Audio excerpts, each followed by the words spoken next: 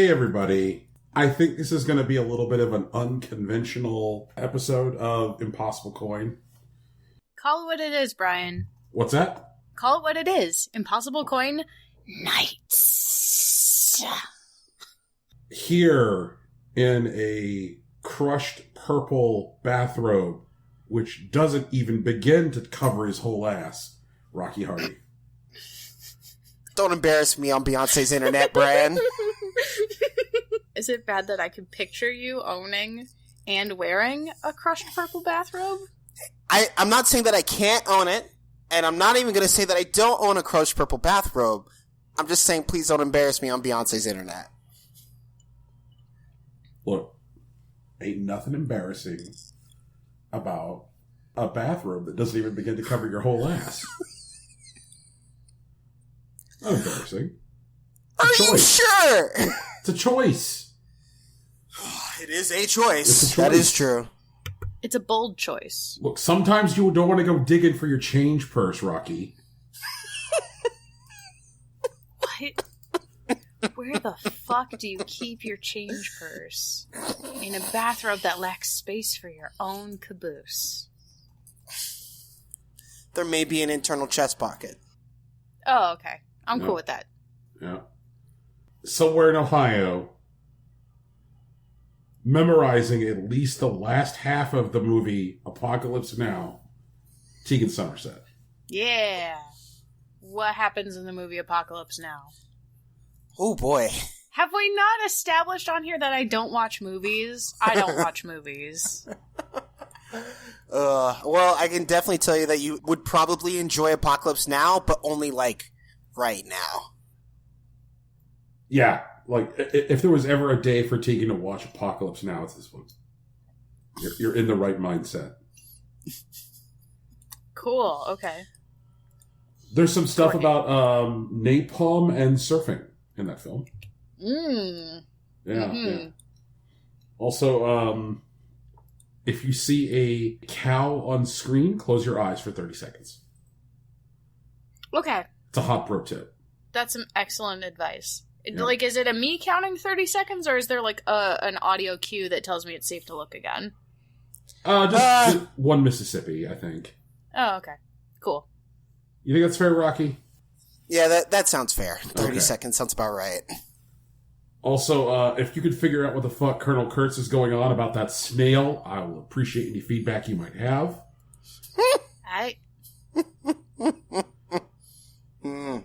I'm Brian Cartwright. This is Impossible Coin Nights. Nights.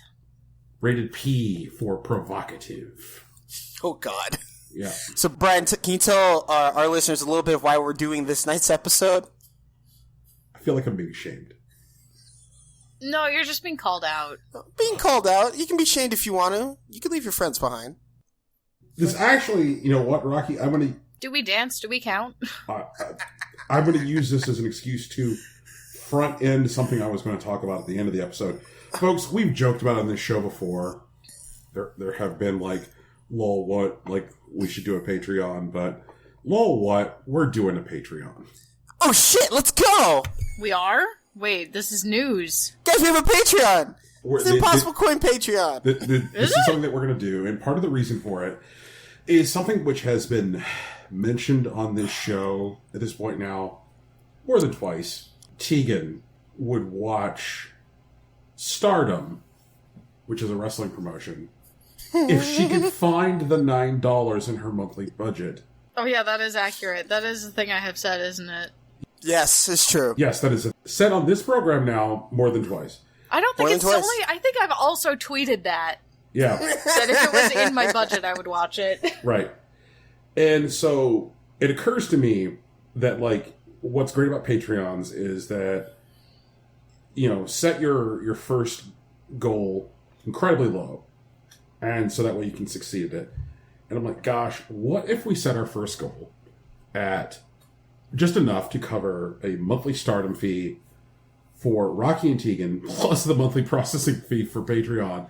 So, like, if we raised $25 a month, that would cover Patreon's processing fee and then pay for Stardom for Rocky and Tegan So that way, one of the things that we could add to our rotation in our programming for you is like a bonus what's going on with Stardom episode each month. Oh, dude. Okay. Yeah. Sweet. So, I'm into that. and that's something that we can accomplish, I think, for the low, low price of $25. So if between all our fans we can come up with $25, we can start offering you guys regular Stardom coverage. Please only donate if it's within your own budgets, though. I definitely don't need to watch Stardom more than you need to eat. However, That is true. I would appreciate being able to watch Stardom on a regular basis. It's good wrestling, guys. Yeah. I think that anytime Stardom has come up on this show, everyone's been like, hey, Stardom is swell. Brian's got that good tip. That's a thing I'd be into. So if it can happen, it can happen. And, depending on, like, however much Stardom there is in a month, like, sometimes there's a lot, sometimes there's a little. So if you want to find a way to get yourself 1 to 2 bonus episodes a month, paying for these two nice people's Stardom is a way to do it. So expect a Patreon link, I think probably within a week. I need to figure out whether I need to disentangle it from my own personal Patreon account. So as soon as I have that shit figured out, that's the thing we're going to do. So congratulations. It has escalated from ongoing bit to thing that will exist. It started as a joke, and now we hear. Yeah. I also don't think that, like, the goal is, like, overly ambitious either. Like, like $25. It's extremely reasonable. Yeah. It's a doable thing. And I think that you weirdos who just started listening in Russia on the reg, you can, I think, donate too? That could be cool. Yeah, welcome new regular Russian listeners. I don't know who you are. Hi, regular Russian listeners. I don't know any Russian. I don't know any Russian either, but I think I know why you guys might be here, and I'm about it. I totally understand. Well, Rocky, if you've got insight, hit us. Wait, are you guys serious? It's because we got drunk that one time, right? No. Oh, God, that was an embarrassing night, actually. No, it's because of our regular, like, Russian game release coverage. You guys might also know it as what came out on Steam today. Okay, that is awesome. That is a great idea. Welcome, comrades. Oh my shit. God. All right. Oh, man. All right. Sure. That one welcome down. to our show, which we sometimes like to call What Came Out on Steam Today Simulator. It's whew. Basically, we all in really short crushed purple robes tonight. It's amazing. Oh, God. Ass out, everybody. Let's Yeah. go. Please no. Please no. Can I please have pants? I would like to petition for pants. We gotta take it over to wardrobe. Okay, perhaps this episode is 2 change purses, 1 pants, but I will forgo the robe in favor of pants. okay. All right. I think I was in the middle of being shamed by Rocky. I don't think that's what was happening, because once again, I don't have the power to shame you, Brian. I just want you to talk about wrestling. An absolute metric ton of wrestling happened over Labor Day weekend. Like, a lot. An absolute lot. Mm-hmm. Started on Friday with a show that was put on by 2 promotions together. GCW. You guys have probably heard me talk about GC Dub now and again. They got some... Yeah, it was like last week. Yeah. Was it last week? I think so. I thought you were talking a little bit of GCW with Sach. Oh, you know what? I think that might be the case. So they put on a show with another company called Black Label Pro. The name of the show was 2 Cups Stuffed. Not a fan of that. Why aren't we a fan of 2 Cups Stuffed? I have internet flashbacks. Oh, true enough. Look, this is not that. Are you sure? Yes. I'm That is hopeful. 1 cup. Oh. I remember. I was there. He said Brian was in the trenches with us. I sure as hell was. I was on the front lines of attack comedy. Attack comedy. That's what it was, man. Like, why do you have to fight me like this? I just came here to have a good time, and I'm feeling so attacked right now. Yeah. No, it's just like you make a friend, and they're like, please, look at this lemon party. Yep. Yep. Yeah. You see, Rocky was there too. We all were. Mhm. See, I had friends who told me all about it so that I didn't like fall for it. No, I had. Because someone accidentally sent me something that was on the citrus scale, and I had no idea, and I was like, I cried, Oh no. and they were like, oh honey, don't look at any of these things then. And I was like, okay, thank you. All I No, know, yeah. and here's what I know, is that from about 2004 to 2006 on the internet, there were an awful lot of pictures of prolapsed buttholes being sent around. It was bad. Yeah, that was a lot. It was bad. Like it probably should have been illegal if we're being honest. What? Of what? Okay, Tegan. The term is prolapsed Uh-huh. butthole, or anus if you're going to be scientific. Yeah. Prolapsed is essentially when it starts to be. Am I old enough? Wait, am I old enough for this conversation? You're not. No, actually. Yes, she is, No. for Christ's sake. I am a baby. Okay, fine. I am a baby. No, okay. So it's when the anus is inside out a little bit. What? And Excuse me. What? it's a thing that can happen without people dying or anything. It's not even permanent. Some people were interested in how that looked, and were interested in sharing those images with other people. Yeah. Why? Tegan, the world may never know, but Rock, I have a vivid memory of a trip to Circuit City. And a frustrated Circuit City employee discovering that all of the display computers, they had been locked out of them. Oh, fuck. Amazing. All right. And that the screens on the display computers had been changed to the GOATC. Ah, shit. This was that time. 2004 to 2006 was a hell of a time on the internet. And, like, if you weren't looking at Homestar Runner... Yeah, that's where I was. And, like, Neopets... Yeah, cats. Cats is where I definitely was. I visited I Can Has Cheeseburger, I think, literally every day. Right. Literally every day. There was a very narrow range of things that you could do on the internet. Like, it was like Homestar Runner, I Can Has Cheeseburger, Neopets... Fanfiction.net. That was also real at the time, yeah. And YouTube. And MySpace. Baby YouTube. Fucking MySpace. Live Journal. Live Journal! Oh, man. Oh, And That pictures was a of time. prolapsed buttholes. that was a lot. There was a lot of those. That was made That's up a good 80% of the internet at the time. That was when 4chan got its start, if I remember correctly, right? Like Yeah. Code 4006, something around there. Yeah. Oh, Lord.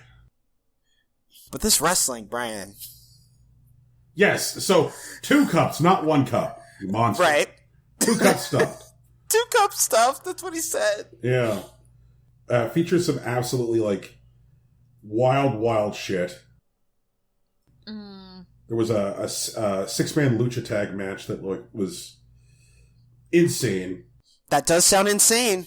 It was. But probably just the craziest thing was a match between Gangrel and Orange Cassidy. Gangrel's, I think, in his mid-50s at this point. Okay. And so you've got a guy who in the late 90s was running this I'm a vampire gimmick where he would come to the ring full on with fangs and a goblet of blood. Okay, alright. Versus a guy whose whole gimmick is he's the world's laziest wrestler. Oh shit, that sounds amazing. Yeah. So Orange Cassidy can, really only activate once he's consumed his delicious orange juice, which gives him power. Okay, so he's somewhere between Slackoth and Snorlax. Right. Okay. And so in the course of this match, Orange Cassidy drank from Gangrel's goblet of blood, and No. Gangrel drank Orange Cassidy's orange juice. Oh no! Yeah. Neither of those are particularly appealing, but for different reasons. And we found out that Orange Cassidy cannot be powered by blood, but that Gangrel can be powered by orange juice. That's because orange juice is healthy. Yeah. There's vitamin C in blood, right? Like that sounds right. There's vitamin that's E in blood and a lot of iron there is vitamin E in blood. if you can get it free from the hemoglobin. The main event on that show was Nick Gage versus Effie. Effie is like this pretty awesome, like old school style wrestler. But Effie also is probably one of the best promos out there, and it incorporates being very loud, proud, and out into his gimmick. And going into this match, where he's fighting Nick Gage, one of the things Nick Gage says is that he's MDK, the head of the Murder, Death, Kill gang. And Effie said before the match, after Saturday, MDK won't stand for Murder, Death, Kill. It's going to stand for Make Daddy Come. Oh, God. And he totally sent Nick Gage through like 2 glass doors in that match. Oh, fuck. Yeah, it was fucking bonkers. And getting a GCW crowd to chant and cheer for anybody who is not Nick Gage is like an absolutely like monumental task. And so I just loved seeing this man out there in his fucking glorious fishnets sending Gage through like glass doors, and like the crowd is 100% with him. So are we talking about like Dr. Frankenfurter vibes there, or no, like I think that like Frankenfurter is probably, I'm trying to think of the right, I never got a sense of like serious self-assured dignity to the character of Frankenfurter. Okay. Yeah, in fact, I think that like not being self-assured is pretty like core to the character Frankenfurter, like just based on like Frankenfurter's like idea of like fabricating a being for sexual satisfaction and disbelieving in his own, I guess, attractiveness. And plus there's all this like weird, man, Rocky Horror is weird and I'm not sure it holds up. I mean, it's a vibe, but you know, you gotta do it with the projector and the crew. Like, you can't just watch the movie. It's, I feel like the sexual politics of Rocky Horror. Oh, those are fucked. Absolutely. But that's why like everyone screams at it. Like, that's You can also watch it as a stage production. As long as you make sure to bring your baggie of supplies and clean up the theater afterward. I really like how everyone stays to clean up the theater. I mean, you got it. There's toast all over the place. What are you supposed to do? You can't just leave that. You'll get ants. This is how you get ants. Oh, man.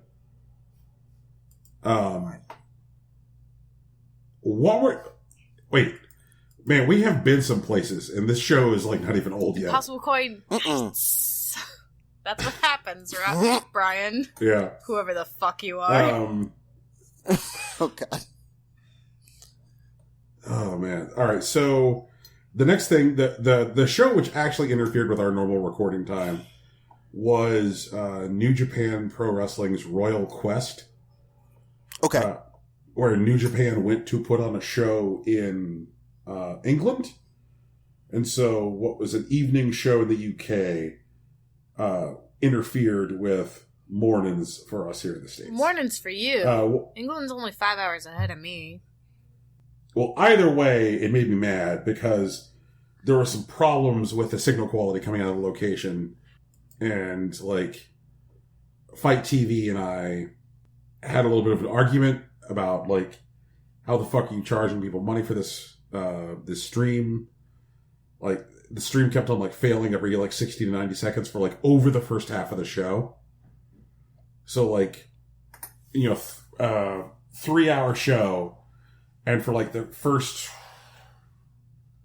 90 to 100 minutes, the stream would just, like, sputter to a stop, like, every minute and a half, which was wild, wild business. And eventually they got the stream fine, which meant that, like, the last half of this show, I was able to see okay. Mm-hmm. But, like, when I contacted Fight, and I was like, guys, you fucked this up. I want a refund. Here's what they hit me back with. Okay, we can give you a refund, but you'll lose access to the remaining part of the show. So, like, at this point, you know, there's about 80 minutes left of the show. The stream is finally working. They're like, we'll refund you, but we're going to cut access. That's whack. Yeah. Can they even do that? Like, is that possible? Apparently so. I don't know. If Hulu's not really able to do it, like, I doubt these guys are actually able to. Because, like, I remember, like, I definitely, like, cut off subscriptions while shit is streaming, and it still lets me finish. It's not going to cut me off in the middle. It's just not how the technology works. I don't doubt that they could do it. But I was like, fine, fuck off. I want to see the rest of this show. And he's like, okay, well, thanks for your patience. Here's $25 worth of credit for your account. Which I'm like, all right, considering that the show was $25, I will accept these $25 in credit. That's basically a refund. Yeah. Yeah. It's because he knew that's what he was really going to fucking do. Oh, my God. Yeah. Oh, man. Oh, boy. Brian, just let me fight with these people. I swear to God. They'll be paying you to watch wrestling. That'd be cool. I mean, this is the first time that I've had any kind of, like, debilitating stream issue when trying to watch a show, so I think it's fine. I'll live. Then I watched Saturday night, AEW's All Out, which was absolutely fucking fantastic. Super great show. AEW crowned their first champion, Chris Jericho, and... Wait. No, okay, I'm confusing it with the special of that one guy, the Walls of Jericho, that he doesn't do anymore.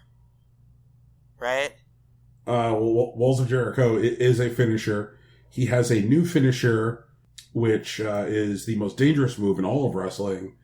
In fact, I asked for my friends who even saw the thing on Saturday to please mark themselves safe, so that way I knew that they had not been injured or harmed due to the Judas effect, which is a move so dangerous, it's irresponsible to even think about it. Oh, that's good. In fact, like I that a lot. apologize to our listeners for bringing up the Judas effect. It was reckless of me. I'm sorry. I mean, we live in a country where the Judas effect is fully unregulated in every state. What? Do you have questions, Tegan? Tegan's trying to watch it again because we talked about it, but she doesn't remember.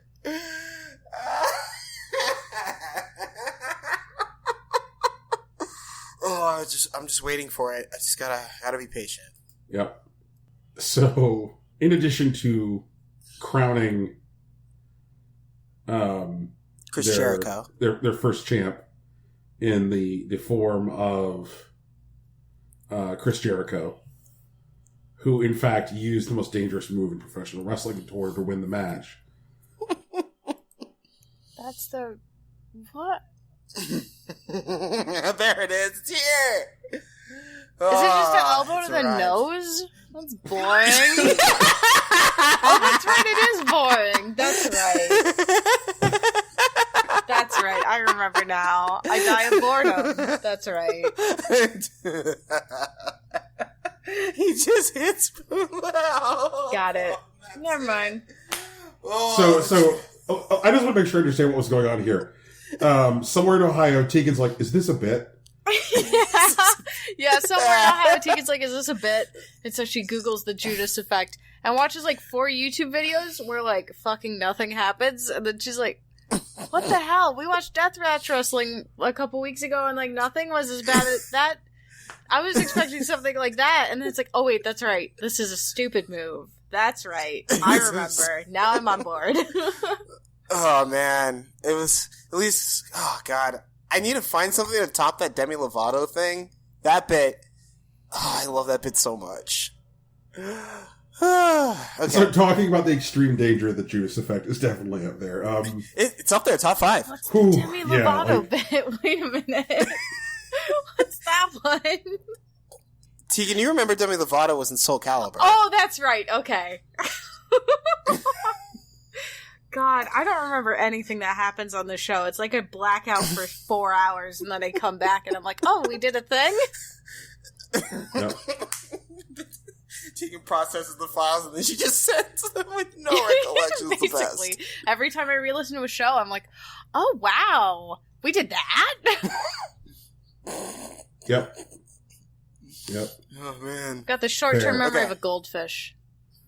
And like I may be sitting here dunking on the Judas effect, but like and as ridiculous as the Judas effect is, I want to stress that like the wrestling that happened at that show was like on balance very, very good. It just so happens that like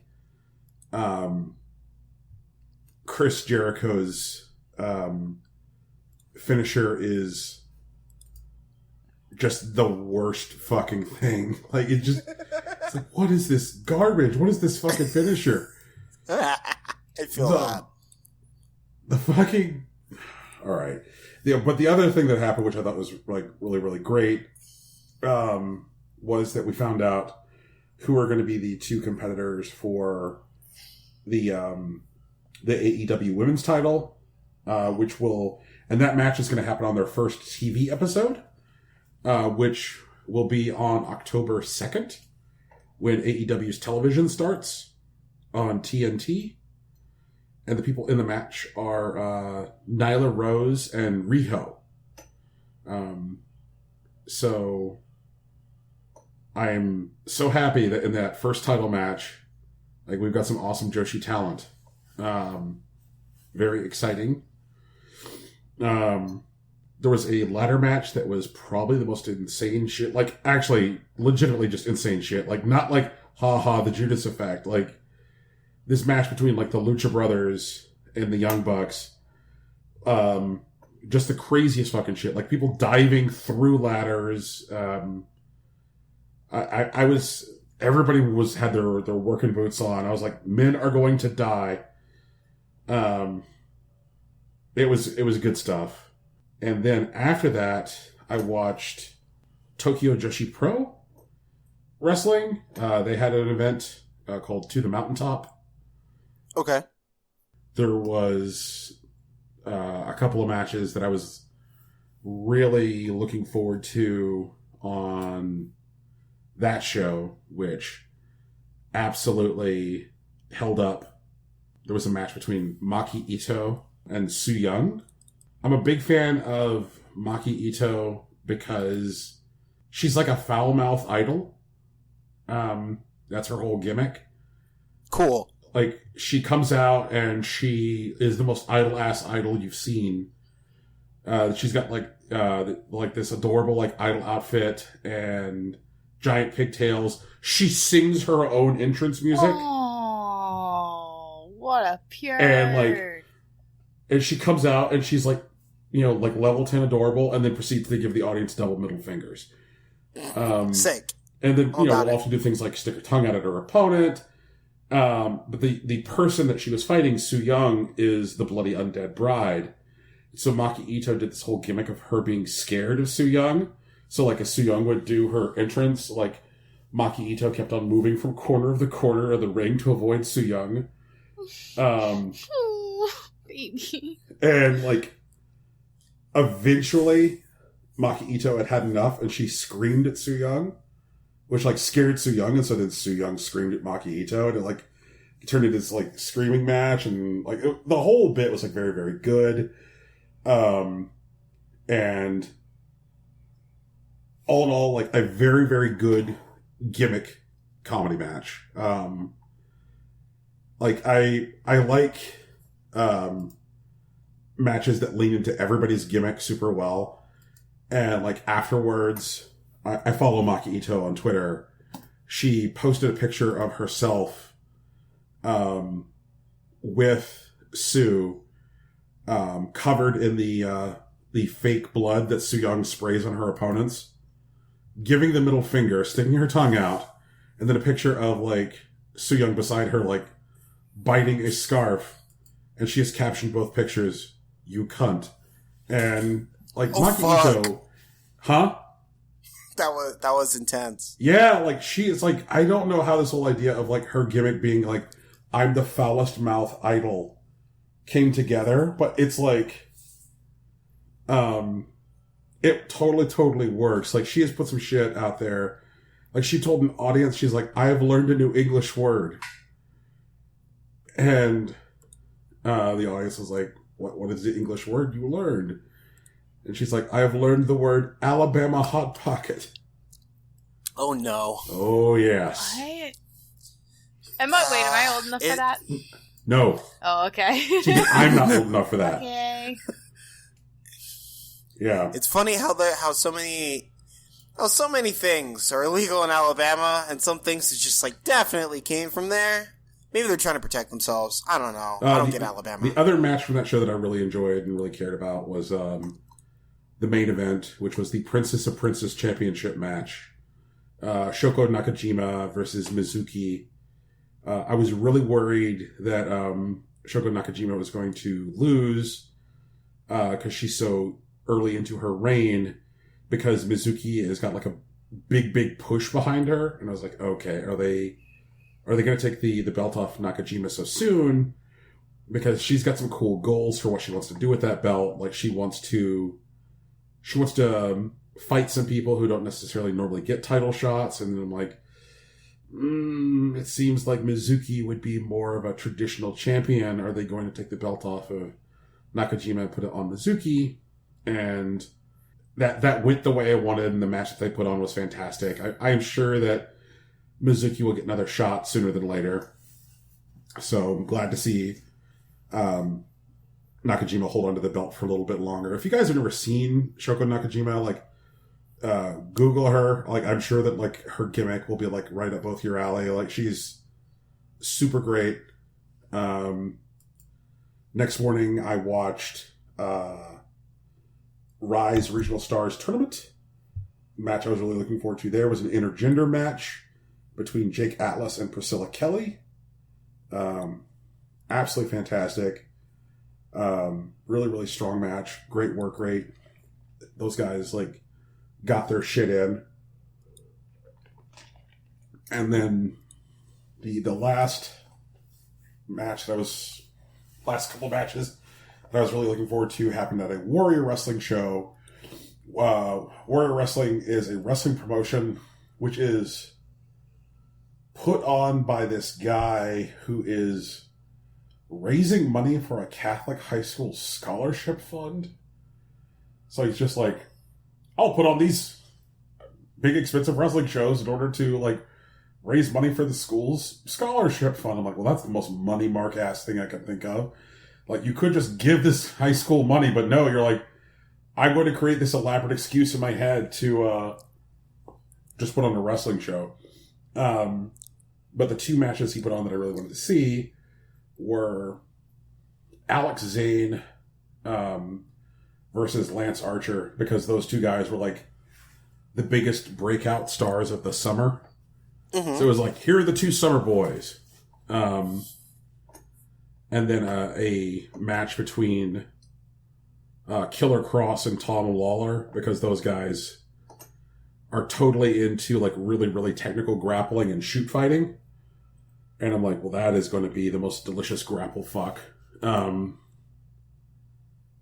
it absolutely delivered. It was super fun. There was a whole bunch of other, like, great bullshit on that card. So, like, yes, my eyes engaged in an absolute orgy of wrestling this Labor Day weekend. And thanks to both of you for tolerating it and making us record on Monday night. No worries. I mean, it's a good thing that like video games, I know, like say, didn't burn down to Mega Horror Show while we were waiting to. They record. did. No, they Well, did. They did. depends on what you- Don't worry, they did.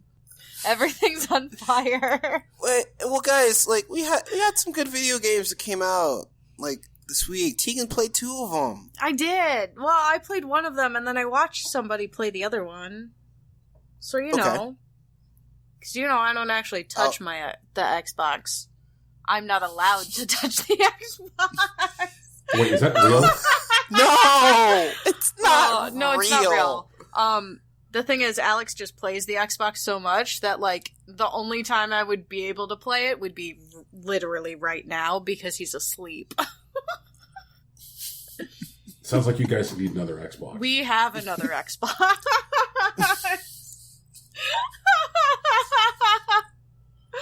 Oh, we have 2 Xboxes and a PS4 and 2 Switches.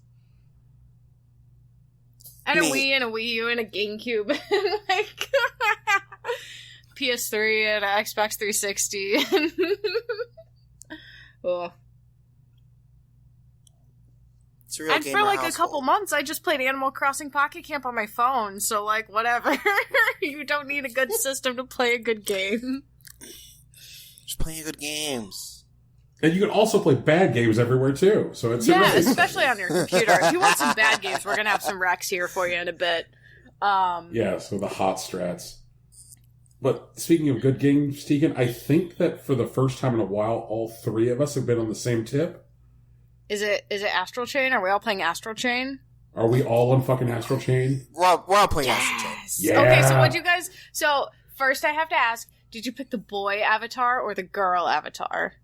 Be honest. I picked the boy avatar and I made him black. And one of the things that like I was low key afraid of because like they're supposed to be twins. Mm-hmm. Is that like I would have like my black like male avatar and then like I'd end up with the same like generic female avatar and they would just make me just like believe that it's my twin in my head, but they didn't. They didn't. They changed the appearance with you when you changed them, and like it blew my fucking mind. I was so excited. I love the Astral Chain like from the very beginning, but like I didn't know that was gonna happen. And, like, it was like, you know how they do that gif where, like, when they do all the thank yous at the end of the game, and then they go, like, and you! And they have, like, that zoom in of, like, Yoshi? I had that zoom in Yoshi face. That's so pure. I was very excited. That's so pure, Rocky. I went with the lady avatar. Okay. I gave her the greenest possible eyes possible and the total Bayonetta 2 haircut. Which Sick. was the Bayonetta 2 haircut? With a top knot. Oh. No, the top knot is the Bayonetta 1 haircut. The Bayonetta 2 haircut is like the choppy shortcut. You're You right. gave her I've the been K-pop exposed. boy haircut? I did. Yo. I did. I That's my lifestyle. also picked the girl avatar. I gave her gray eyes and like the plum purple hair, but I gave Okay. her the It's like- the like shaved on the side, floppy on top look. That's kind It's of cool. very I'm about cool. I look very cool. So is everyone like huge Flappy fans? Is that what's going on here? Flappy? Lappy. Flappy? You know, the neuron mascot. The giant dog. Oh, I mean, absolutely. I love me a good dog. Yes. A good boy. And like, how many cats have you guys saved? I'm not that far. Well, there are cats to save. And there's one in each file. Oh no, that means I've already saved 0. Yeah, it's okay. I just got to be the cool twin. I get to be the cool twin. Dad said so. Dad said so. Dad died and told me that I got to be the cool twin now. First of all, our dad is not dead. And you can actually replay any of the levels. Like, you just reload the episode. Like, it's totally chill. Okay. Yeah, because I need to go back and do a lot of stuff. I gotta find all this toilet paper. Brian, have you been collecting the toilet paper? No. Should Okay. I? Yes. Do you know what I'm talking about? I think so. Like, I was aware of the cats, Talk to me about this toilet paper. I'm enjoying the vending machines, so, also talk to me about the toilet paper. Okay, the vending machines are pretty fucking great. Especially when you find, broken ones, in, the astral plane. Ooh, excited.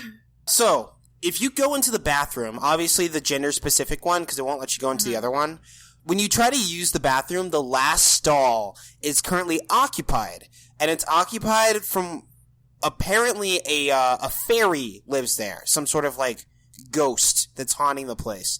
The first time you talk to it, they ask you for some toilet paper to bless the stall that they're in, for, protection. And you can grab it from the adjacent stall, you use it and then you get toilet paper and you can give it to them. But after that, there is a roll of toilet paper hidden in each file in a certain place that you need to take back to the fairy so they can re-bless the stall, and you get an item for it each time you do it. I don't know what you get yet because I haven't finished the game, but Are you telling me that they've pulled on Majora's Mask, Skyward Sword, and there's a hand in the toilet, but it's not a hand, it's a fairy? I guess, yeah. That sounds about right to me. Wow. Oh, man. What a fucking time. There is one thing that I haven't been able to figure out yet, and it's probably because I'm dumb and I'm not thinking hard enough, but there's a place where you can apparently register, monsters that you've scanned before, and then you have to talk to Richard, because there's achievements for it in, the orders. Also, you want to do those, because, you have to cast them in manually, but as you cast them in, you get access to not only, items that allow to upgrade your stuff, but also, cosmetic, color swaps for both, the legions and, your character model. Ooh. And they change in, in cutscenes, too. I'm actually wearing the mechanic set, so, my color palette has swapped from, the blue and, white to, this burnt orange and, charcoal gray. And, at one point, you're in a situation where you're not wearing your normal uniform.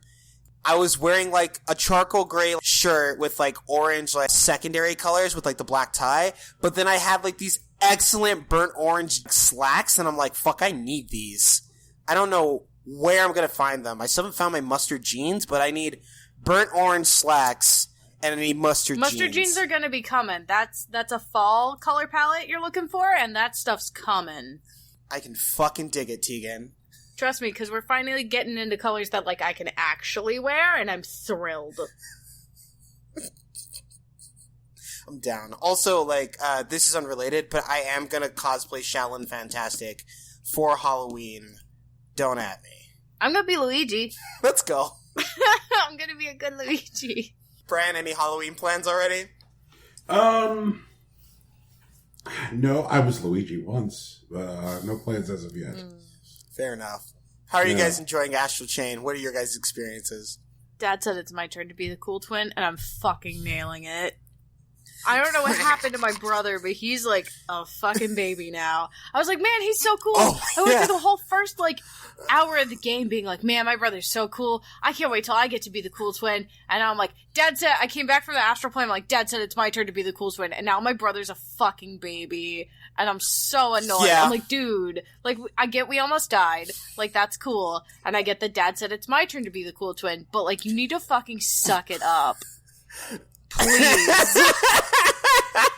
No, that's also the same in my experience.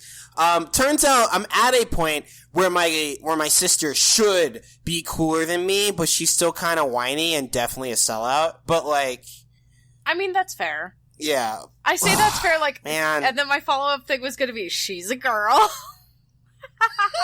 Because your brother. if I had a cool older brother, because you're the older twin, I don't care what. If you're actually the older twin, you are the older twin, and the younger twin's gonna be a little whiny, and that's fine. And if she's a girl, that's even better. But my brother's supposed to be cool, and he sucks.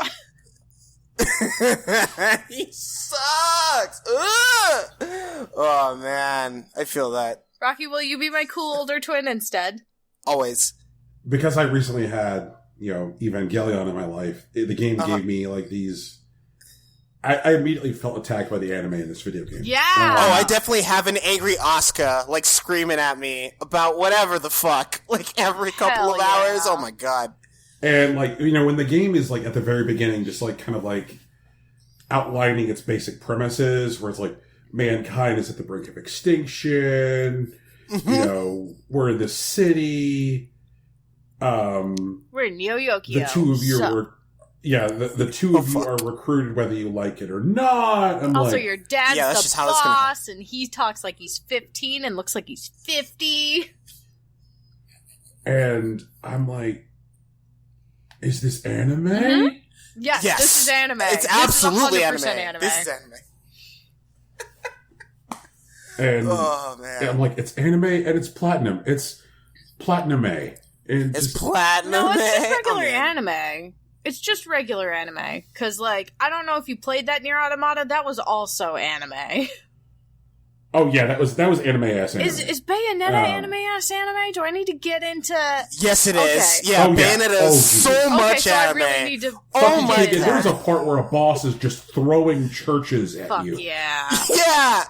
You're cutting them and shooting them and shit. Oh, my God. Also, okay, so I love the battle system in this game.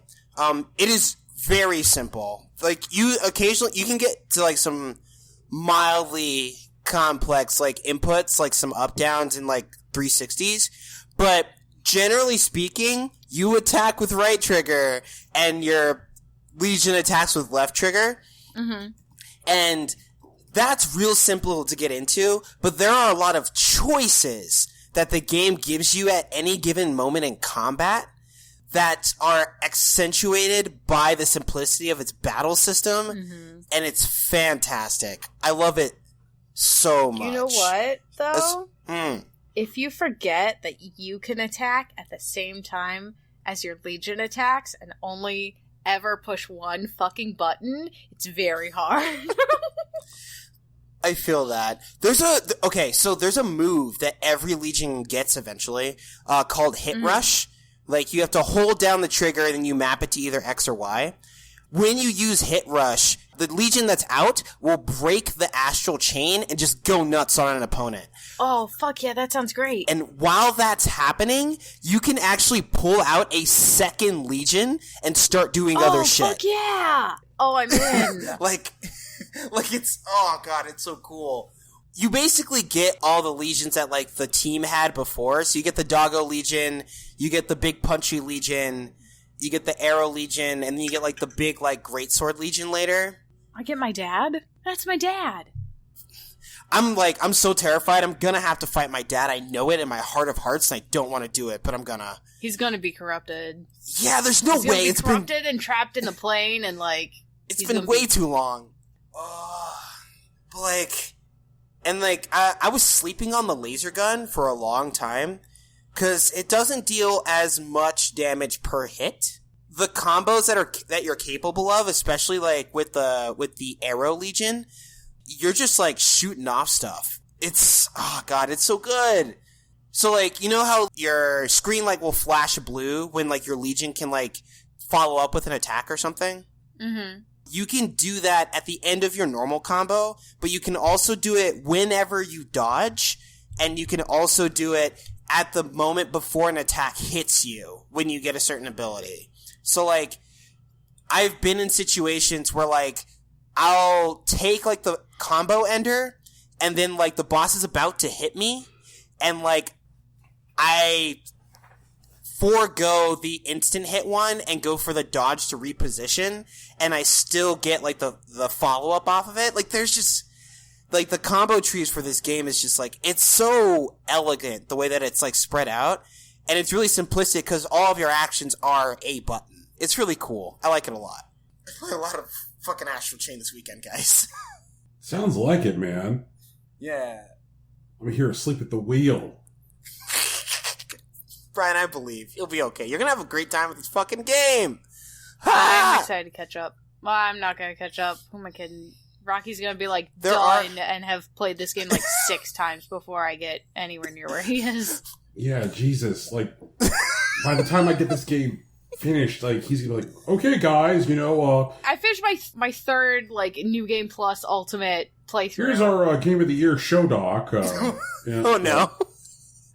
Okay, there is one thing that I feel like I should warn you guys about. There is a type of activity that usually is like a side quest, so it's not necessary to progress through the game, where they'll have you use the gyroscope to balance a thing while you're walking. Ew. And it is, yeah, it's rough. Like, one of them is like pretty simple, but there's one where like it wants you to walk and balance stuff, but also do stuff with your Legion while you're walking. And it was a legitimate nightmare. Like, I was sitting next to a friend of mine, and I was saying, guys, I've been playing video games for like 20-some years, and this is legit the hardest thing I've ever done. Like, I can't do this right now. And like, I eventually got through it, but like, I did not have a good time doing it. That's like my one gripe against this game. Otherwise, it's fantastic. It's fucking amazing. Also, you can clean your legions, after every mission. I don't know if it serves any purpose, but it makes me feel nice that I get to like clean the corruption off my Legion. You give him a little bath. Oh yeah, and now I have like 6 of them. No, 4 of them. I have 4 of them right now. And so like every time I drop, I was okay. Everybody gets in. Everyone gets scrubbed. Everybody's squeaky clean. Are we gonna change any colors? Nah, we're not gonna change your colors. You guys are good. Like, we gotta move on to the next thing. Our dad's in trouble. He's in the astral plane. He needs our help.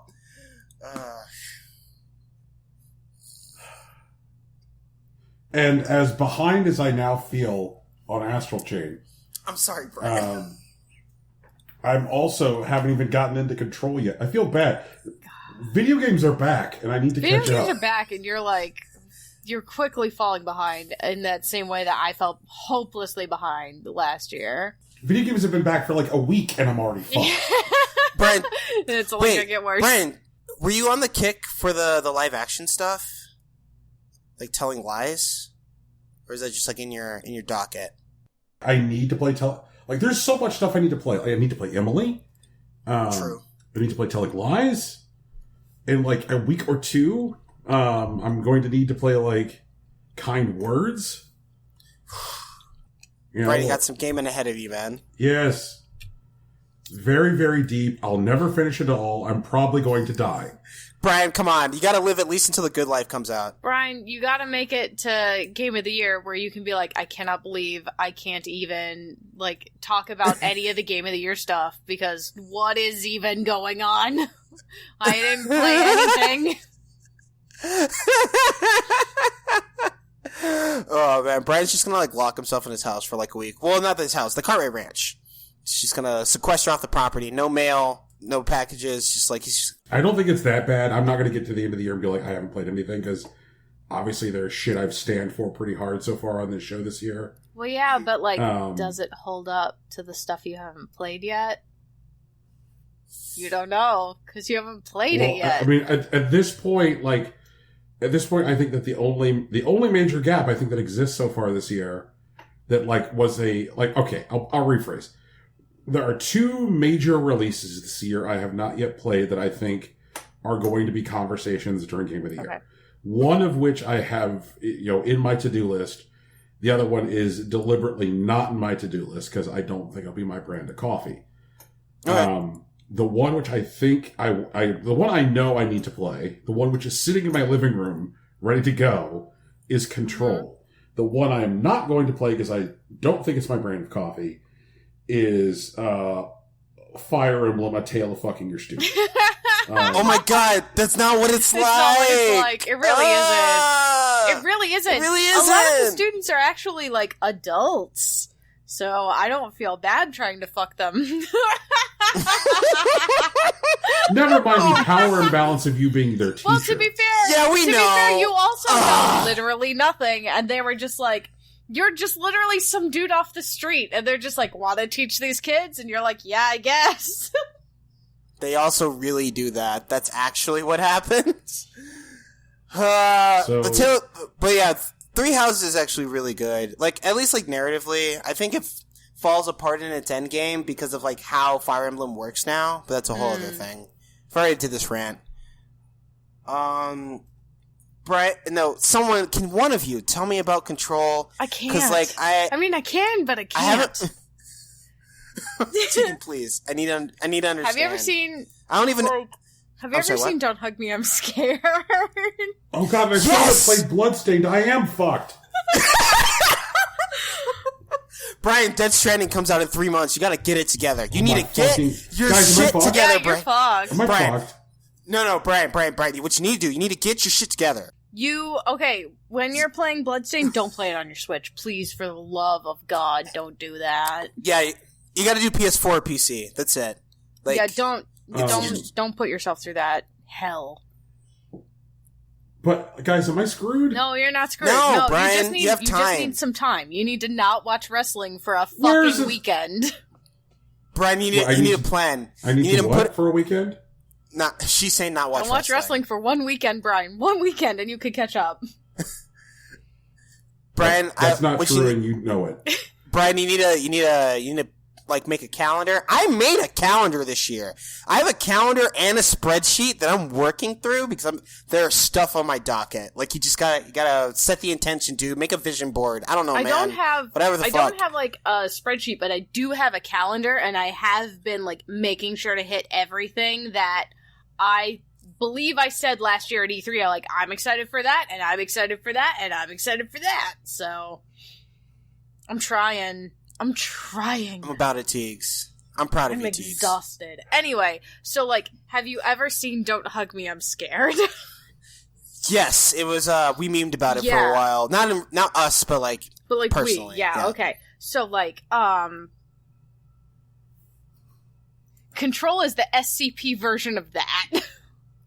Oh my I god! have Are you no idea kidding? what's going on. I mean, like, I have some idea of what's going on, but I have no idea what's going on. There's like, Okay. there's a thing of power, and it lives in your body. But like you and like the in-game character talks to it, but you don't talk to it. You don't hear what it says, so you're just talking to yourself. And then the in-game person, not the power thing, the other thing, is aware that like you're playing a game. Oh fuck! There are clocks. There are so many clocks. I don't know why the clocks. I don't know where they came from.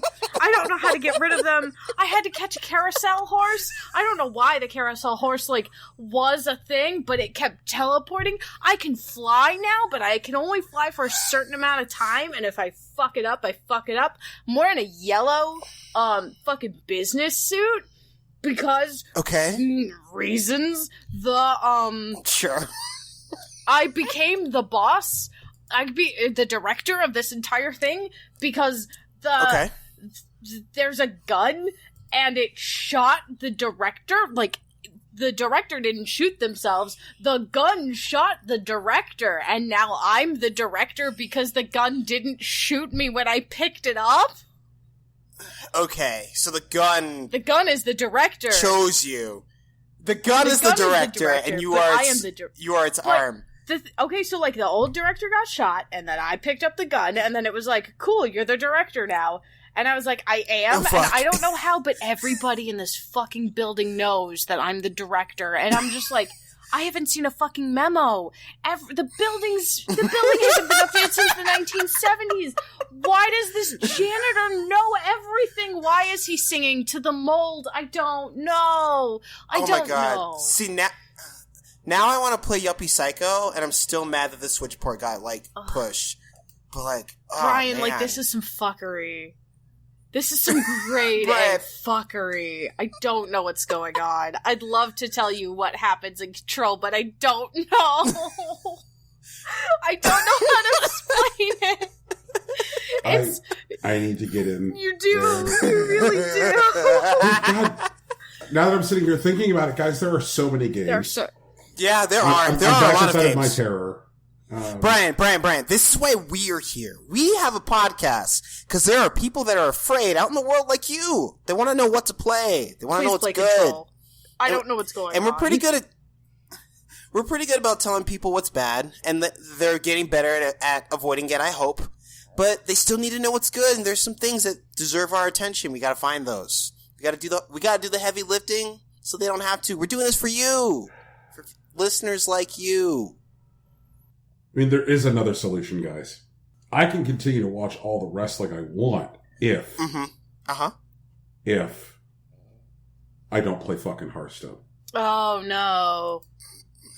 Brian does play a lot of Hearthstone. A new expansion came. Well, but you can play Hearthstone while you're watching TV. No, because then you're not watching fucking TV. Okay. Like, this whole idea of multitasking is a goddamn myth. Alex plays...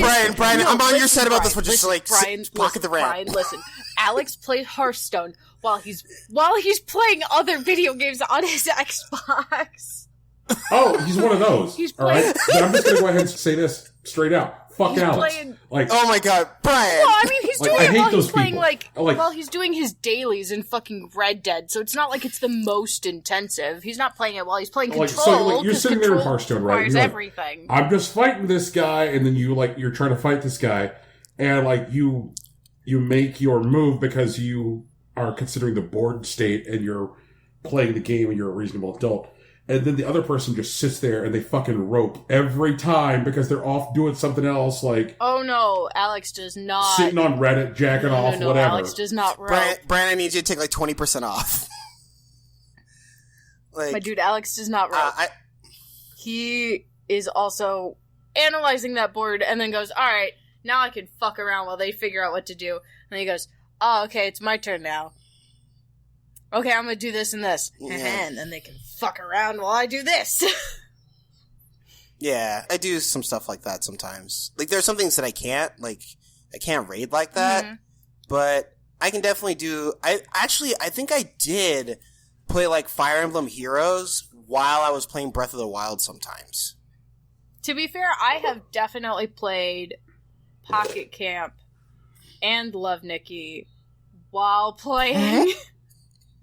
while playing another game. But that's because there are, like, just stretches of time where, like, I have to wait for stuff. So, like, there's no big deal. Just saying it's not impossible and they're not monsters. That's all I'm saying, Brian. No. Multitasking isn't real. Okay. Alright, There is man. no such thing as multitasking. Okay. There is a thing that you're doing and a thing that you're not doing. Like, you can sit there and you can lie to yourself about the second thing all you want. So I guess I'll rephrase. But what am I going to do about the third thing? You can do two thing? things, but the second thing is always lying. No, I can definitely do 3 things as long as the 3 things are only using, like, 10% of my brain power. You just partition the memory. Yeah. Like, it's a thing. You can do it. It's real. Pokemon are real. Geodude is real. Like, I don't know how many times... He's my friend. Like, let me take you on a little trip. I like to call sitting in front of my television. Okay. Sure. And, like, Mrs. Cartwright and I will be watching a television. Mm-hmm. And she will also have her iPad out. Mm-hmm. Mm-hmm. And she'll be like, why did the bad man do that? And I'm like, oh, you mean the thing that was explained in the scene immediately before this one? Okay. Brian, people do that.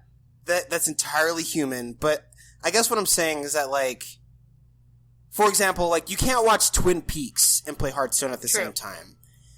But you could probably watch The Big Bang Theory and play Hearthstone at the same time. Also true. Then, you know what? Here's a hot pro tip.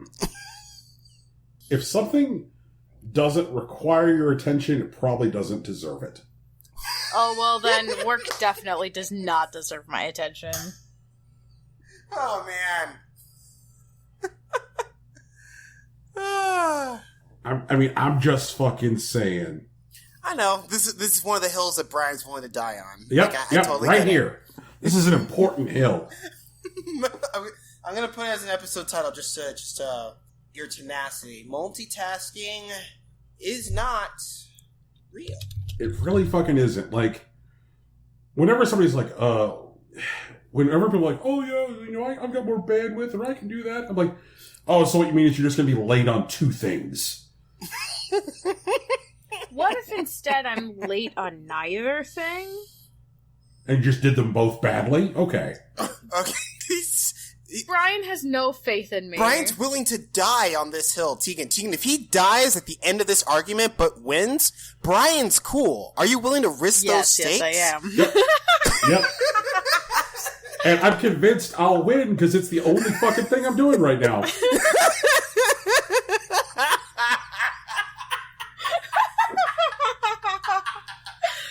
Oh, shit. Jesus. Brian, I'm going to leave you on this hill, man. I don't want you to die in general, but also not for this. Not like this. I mean, I don't want you to die in general, but I do want to say that, like, there is a portion of this argument where you are wrong, and that's okay. I want you to know I'm okay with that.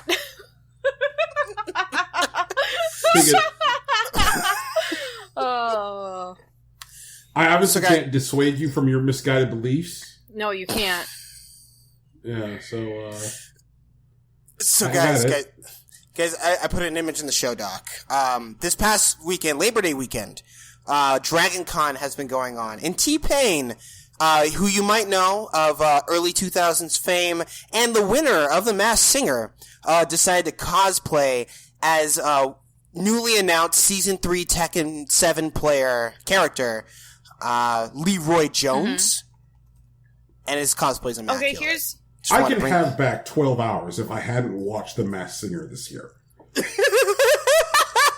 I don't watch regular TV, which is... So, like, that's easily freed up, like, 700 hours of my life a year.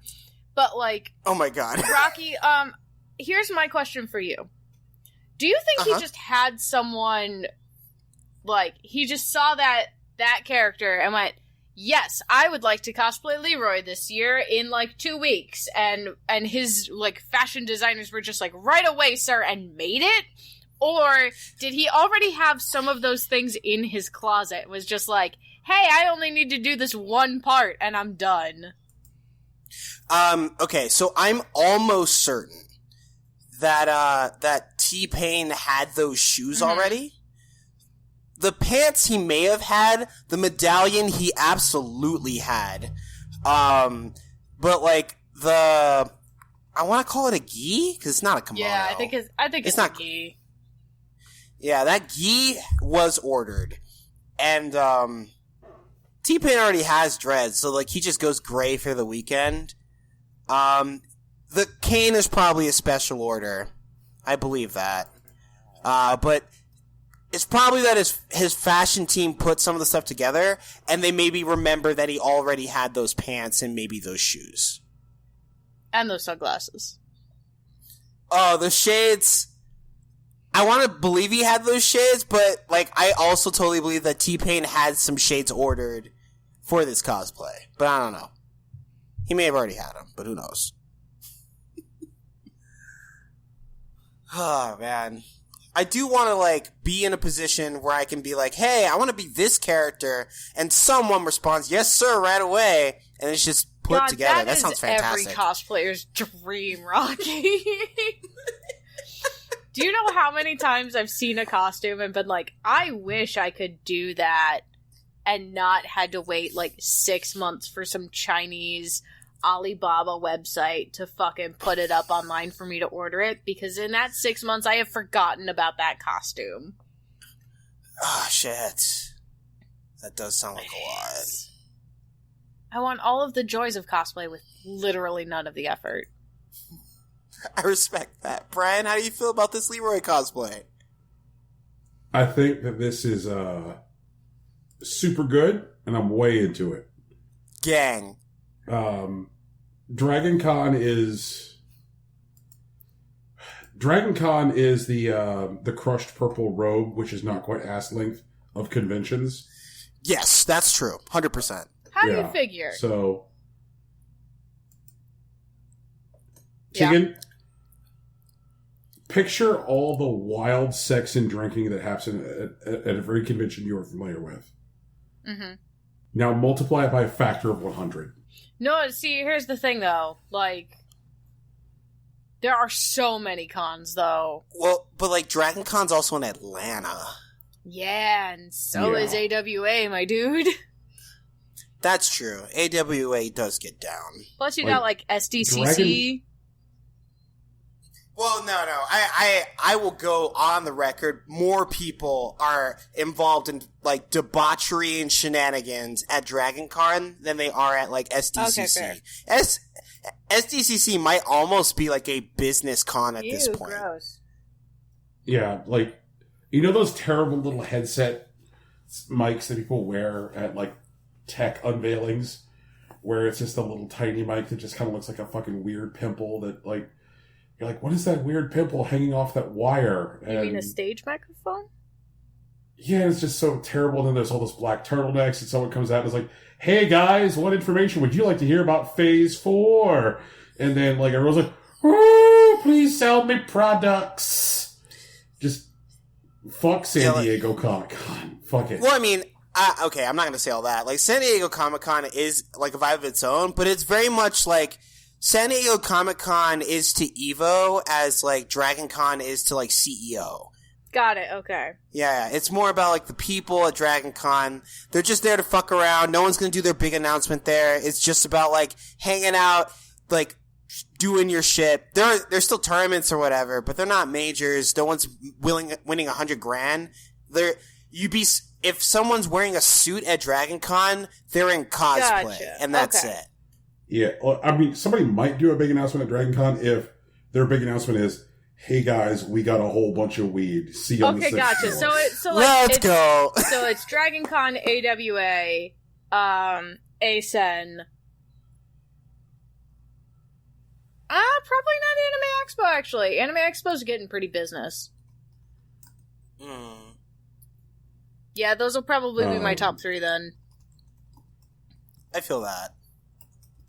You know why? Why, though? It's because, like, literally, like, maybe a mile away from the fucking convention center that DragonCon's at, there's this strip, okay?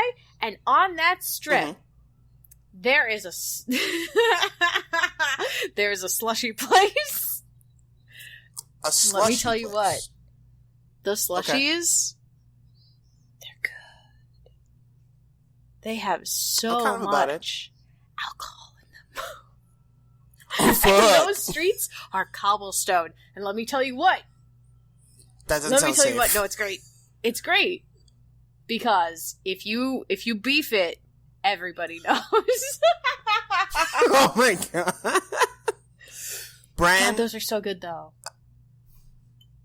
like, I'm spacing off the top of my head, which is weird because I live here, but, can you, like, theory craft, like, an alcoholic mangonada? Can I have it? That sounds great. Tegan, if I figure this out, I will give it to you. I don't know what, whatever that thing you said is, but, like, I'm in. Imagine, like, a Mexican, like, mango slushy Oh, hell yeah, I'm in. with, like, with Mexican candy with, like, light tingy Hell spiciness yeah, on it. I'm in. Figure it out. Figure it out, and I will fly out to drink it. It sounds fucking dangerous. Brian, imagine a mangonada, but, like, with, like, margarita, like, tequila vibes. Tequila's gross, though. I mean, we could do it with rum. Like, Yeah. definitely. Maybe But I'm like trying a to little f- bit I'm of trying to figure it tequila, out. but like a lot of rum. Okay. Oh, yeah. Plus, it's like, you're not gonna taste the tequila. Like, the mango and, like, chamoy is gonna eat that flavor. 100%. People say that. You always say you're not going to taste the tequila, and you do. Tequila's, like, it's a tough one. It's a tough pitch to crack. There's no way around it.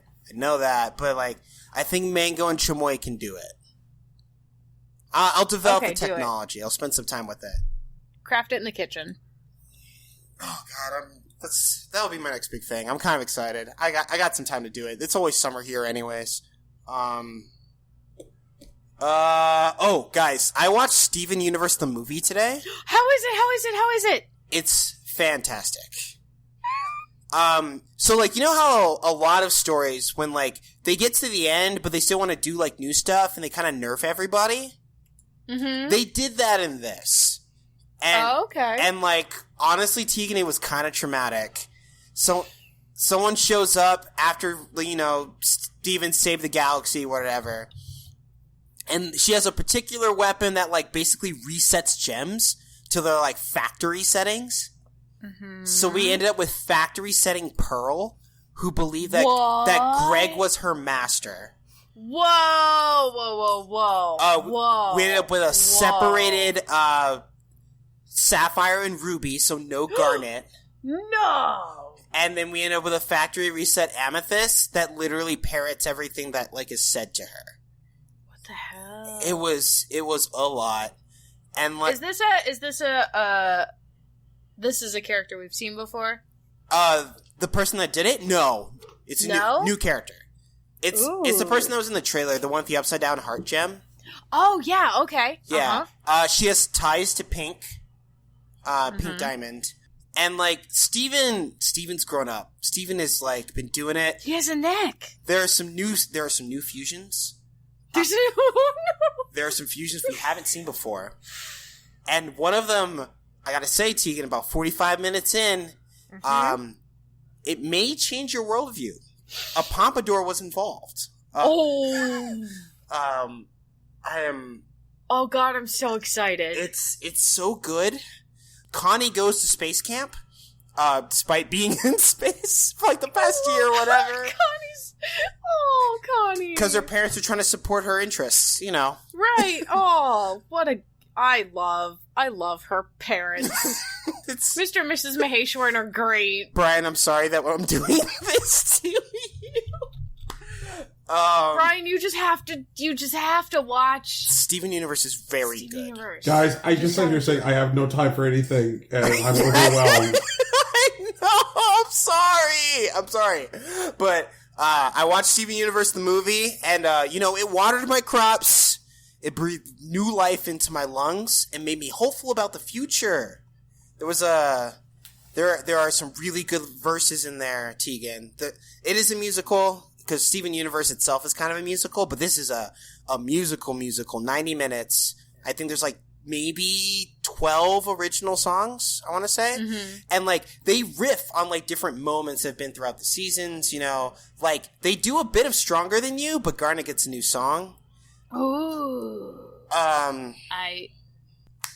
Sadie is in a newly reformed band. It still is like most of the same people. And now they're, they've got like a new name and stuff. Yeah, it's like Sadie and I want to say it's Sadie and the Sirens, but that's not right. But there's an S alliteration there. Greg is good. He's a good dad. Lion has some chief moments. It's fucking great. Like, I choose Hulu out of it, but like, as soon as I can get like a Blu-ray, I'm buying a Blu-ray of the whole fucking show because I love Steven Universe so much. It's on Hulu? You need the live TV, but it's on Hulu. But like, Tegan, I took the live TV like trial, I watched the movie, and I canceled it, and that's it. Ooh, okay. Yeah. Sorry, Hulu. Like, it's just, I'm not gonna do live TV. It's like, I don't need cable. It's not my life. I don't need cable even if it's not coming through a cable box, my dudes. But were you still able to watch it a la carte, or did you have to show up in front of your television at a specific time to watch it? No. So, like, while it was, like, running with the live TV, I was able to press a button that said watch movie, even though the next, like, live showing wasn't for another hour. God bless the people at, like, Cartoon Network / Steven Universe. What they did is that they made, or the Crooniverse is what I should say. The Crooniverse. They said they're going to air it at 6 p.m. in every time zone. So it was running like at least from like Pacific to Eastern like 4 times, and I checked in around like 6:25 my local time and just watched the whole movie, hour and a half. No commercials too with the live TV, so that was great.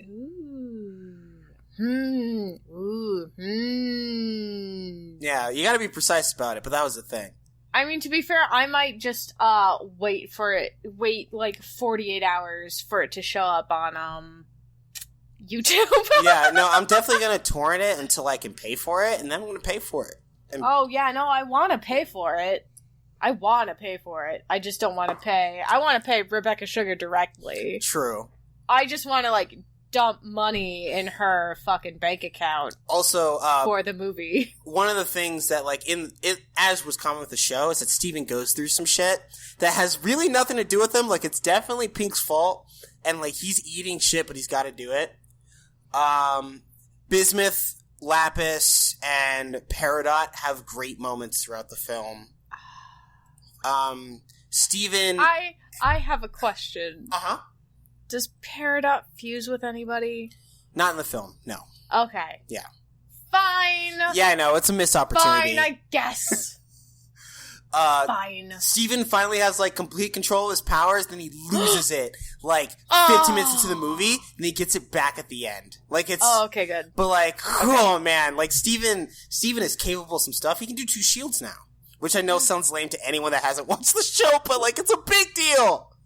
It's better than just the one bubble, like... Okay, is it stronger than the Judas effect? Stronger than you. It's stronger than you, Brian!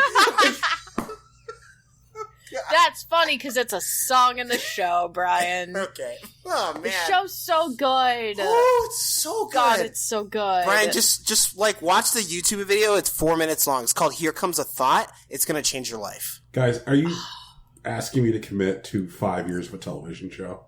No! We're not. Also, they only did Steven Bombs, so, like, they didn't get full seasons because, like, they couldn't figure out if they want to sell the toys to boys or to girls. It was a whole thing. So they did, like, maybe 10 episodes a year for, like, 3 years. It's essentially British, if we're being honest. It's essentially British. Jesus Christ. It Are we is, just equating manageable season lengths with British television?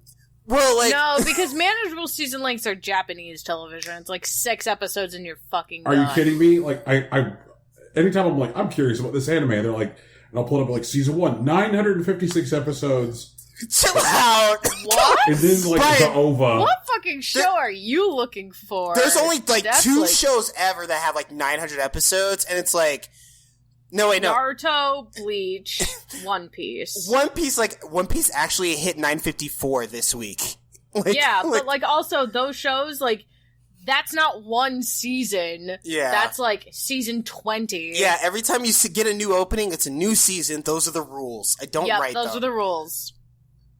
Oh, man. But yeah, Steven Universe, the movie was fucking great. And, like, it Is was beautiful. Two Shields stronger than the Judas effect? Yes, Yes. Brian, absolutely. Like, amazingly. Connie has a new sword, also, in addition to going to space camp. She has a new sword. You guys gonna be at this a while? Do I have time to go get a sandwich? No, okay, no, I'm done. But I'm gonna talk about Monster Hunter. Like, that's where I'm at. Like, Oh, okay. Tell us about Iceborne beta. yeah, so, like, the beta's come out before, but this past weekend, they showed the flagship monster, Velkhana, which is a flying ice drake elder dragon. And, like the original beta, you only have 15 minutes to kill it. And that's a tight squeeze. Like, I did it with a couple of friends. I couldn't solo it. Like, I tried, like, 10 ways from Tuesday, and I couldn't figure out how to do it alone, because the boss moves too much, and it has some real bullshit that it's able to do. But we got one clear with 3 people after, like, 5 hours of being at it. And it felt good. It felt really good. It wasn't better than sex, but it was better than a good meatball sub. I'll put that there. And it was so... I had fun, like, fucking with the new systems, like clutch clawing, like the boss you clutch on, and then you could slash at the boss, or if you're on its head, you can just fire all your, like, ammo, whatever ammo you have, and it'll run forward and it hits a wall. It's a free knockdown. And then you can laugh at them, like, for being an idiot for running to a wall while you cut them up. Like, it was a whole thing. I know this is, like, really intense. I hear myself saying it, but I don't care. I have fun playing this video game. That's it. End rant. Monster Hunter World over. How much time would you have back if you stopped monster hunting?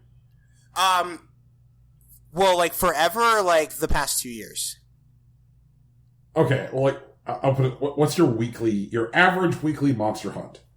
I'm not playing that much Monster Hunter these days, but, like, when I'm going, it's somewhere between a light hobby and a part-time job. Like, I'll definitely put in somewhere between 4 to like 20 hours when I'm like really serious about getting through stuff. If I'm just farming things, that falls to somewhere closer to like 2 to 8. But like these days, I'm like playing like whenever there's like an event, and I'll check in and do stuff because there's like gear I want or like monsters I want to fight. Like when Kulve Terath came back for a while, which is like the raid monster, like I spent maybe 12 hours a week on it. I was just trying to figure out if you monster hunt more or less than a Hearthstone. When it's going, probably. When it's not, probably not. Because, like, before this beta came out, which was, like, just for the weekend, I hadn't played Monster Hunter in, like, 3 weeks. Like, I haven't even, like, booted it up. But, like, I'm also doing, like, Final Fantasy stuff, so there's that. I have, like, a replacement habit. Ah, okay. And I generally Hearthstone between 12 to 15 hours a week. Mm-hmm. So, yeah. That's a lot. Listen, What if instead you subbed that with fucking World of Warcraft? Why would it, Tegan, like, No. one bad idea, you don't say, like, why don't you stop doing this bad thing and do this other bad thing instead? Why don't you stop doing heroin and start playing video games?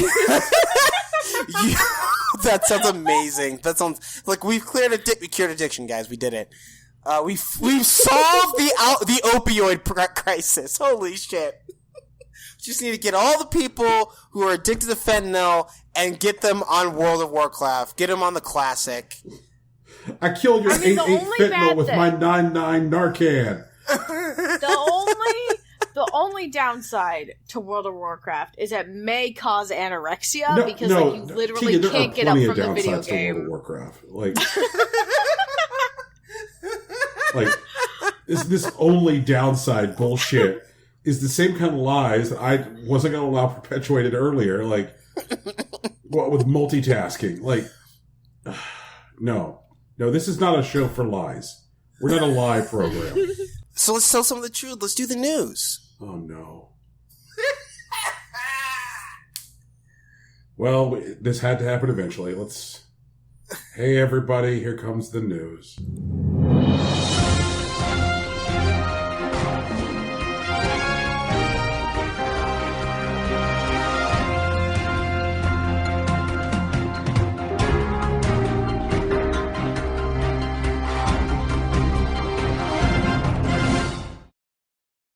I wish video games was a house so I could burn it down.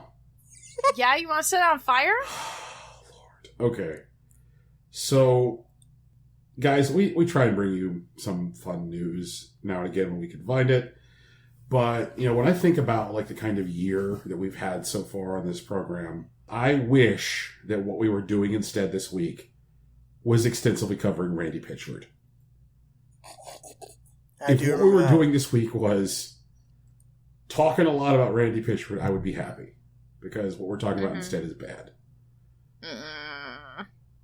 Fair. Tegan, fair. So,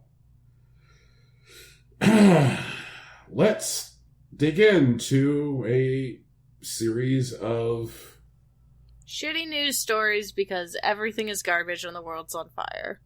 Okay. So,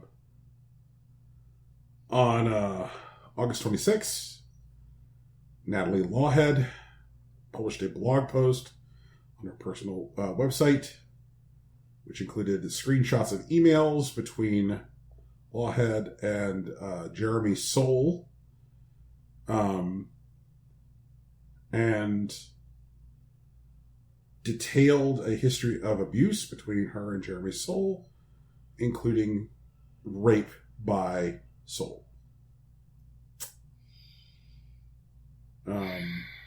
So true. Yeah. He talked to me about the mystical power women hold over men with sex, how women are helpless, how they need sex, how he needs sex, so he can write music. He talked about how composing music is sexual, and how he will write about sex as inspiration in his music. He talks about how performing music is sexual. He wrote songs about women that he had relationships with in this way. The work he composed for video games is based on this. He, quote, needs women to inspire him. There was so much of this very uncomfortable, inappropriate stuff. Inappropriate even for his friends, and it kept getting darker and darker. He made advances on me. I explained that I didn't want this, and I wanted a friendship. He was threatening. He didn't listen. He made it clear that it was him or bust. Then he raped me. Throughout this time, Jeremy acted like a victim, blamed women for his relationships, or forced relationships, for what he was doing. Lawhead went on to go ahead and say that Soul used his position to threaten a work visa of Lawhead's by saying that he had power with the studio that had sponsored Lawhead's work visa. So if they had rescinded their need for her work visa would have been canceled. Like, so, holy fucking shit. And that in and of itself would be a total downer and a thing that we would hate covering on this show. But hey, so after that happened,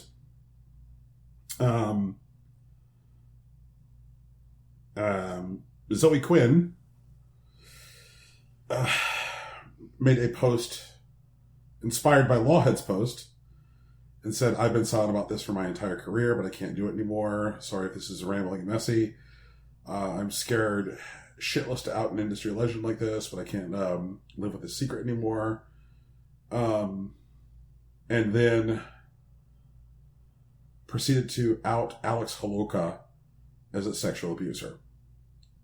When I was in Winnipeg, he isolated me from everyone else in my life, while absolutely degrading me whenever we were alone. He convinced me to talk the three Fens out of getting a shared place with me there. He convinced me to let him program my game instead of the friend I'd been working with. Despite many protests, he screamed at me for over an hour once because the tone in my voice when I said hello, he wouldn't let me leave the apartment without him, and he refused to give me the code to get in. About the sexual assault, he blamed me. He said that he was jealous of me he wanted like that. He'd bring it up during sex, where he'd regularly be mean and be violent. He told me he loved me in a way that no one else would, because he could see that I was terrible and that he loved me anyway. For anyone that's confused about that, that is stage 4 emotional abuse. If that's a thing that's happening to you, please try to distance yourself from the situation and seek help wherever you can. Yeah. And I bought it because that's how you feel when you're recovering from sexual assault. And then following Quinn's allegations, Holoka's fellow Night in the Woods developers announced that they would be parting ways with him, and that managing the Night in the Woods rights and IP would be going forward handled by Scott Benson and Bethany Hockenberry. After hearing of Lawhead's and Quinn's accusations, tabletop role-playing game and Dungeons & Dragons content creator Adelaide Gardner came forward to recount her tale of abuse from the hands of Halo, the Master Chief Collection, and Gears of War developer Luke Shelton. Adelaide said, since we're on the topic of Alec Holoka and other game devs who are sexual assaulters, Luke Shelton of Splash Damage assaulted me and gaslit me and at least one other woman 2 years ago, and plenty former mutuals told me to stay quiet, but I won't shut up anymore. He made me feel crazy, pushing me away, then guilt-tripping me when I would try and move on, wouldn't let me back in his flat if I had left while he was at work on my visits, would left me stranded in freezing weathers for hours, accused me of STDs and lying, insisted it was his dominant nature. I wasn't allowed to take pictures in his home that would reveal any details. No letting people know where I was, not even the Vegas geotag.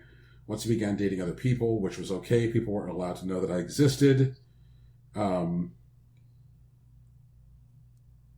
last night I saw him, he handcuffed me so tight, I lost feeling in my wrist for hours, and I was bleeding and raw. Then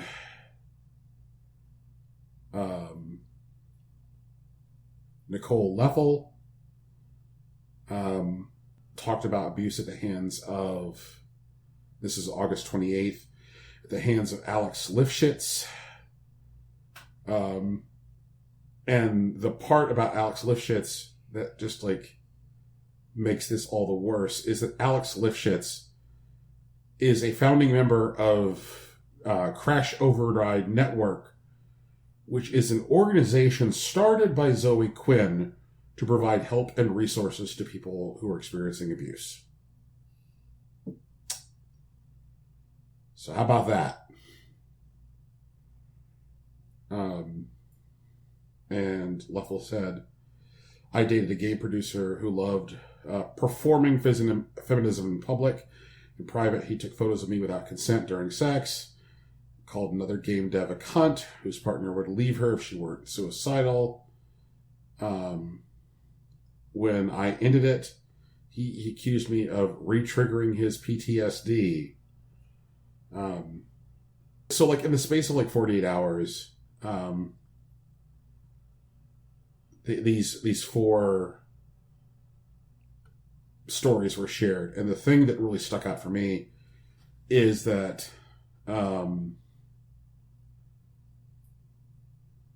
the stories about Luke Shelton from Adelaide Gardner. Adelaide Gardner tried to talk about Luke Shelton almost exactly a year ago. Like, she was like, hey guys, I got abused by Luke Shelton. And then Twitter just didn't care. And when she started talking about just recently her abuse at the hands of Luke Shelton, she's like, hey, just so you guys know, and you can feel bad about it, I got, I tried to talk about this. I tried to talk about this a year ago. And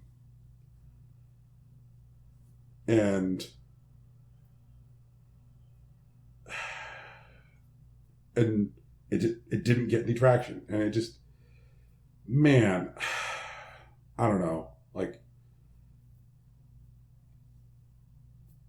I know that people are like allowed to have their feelings, but like,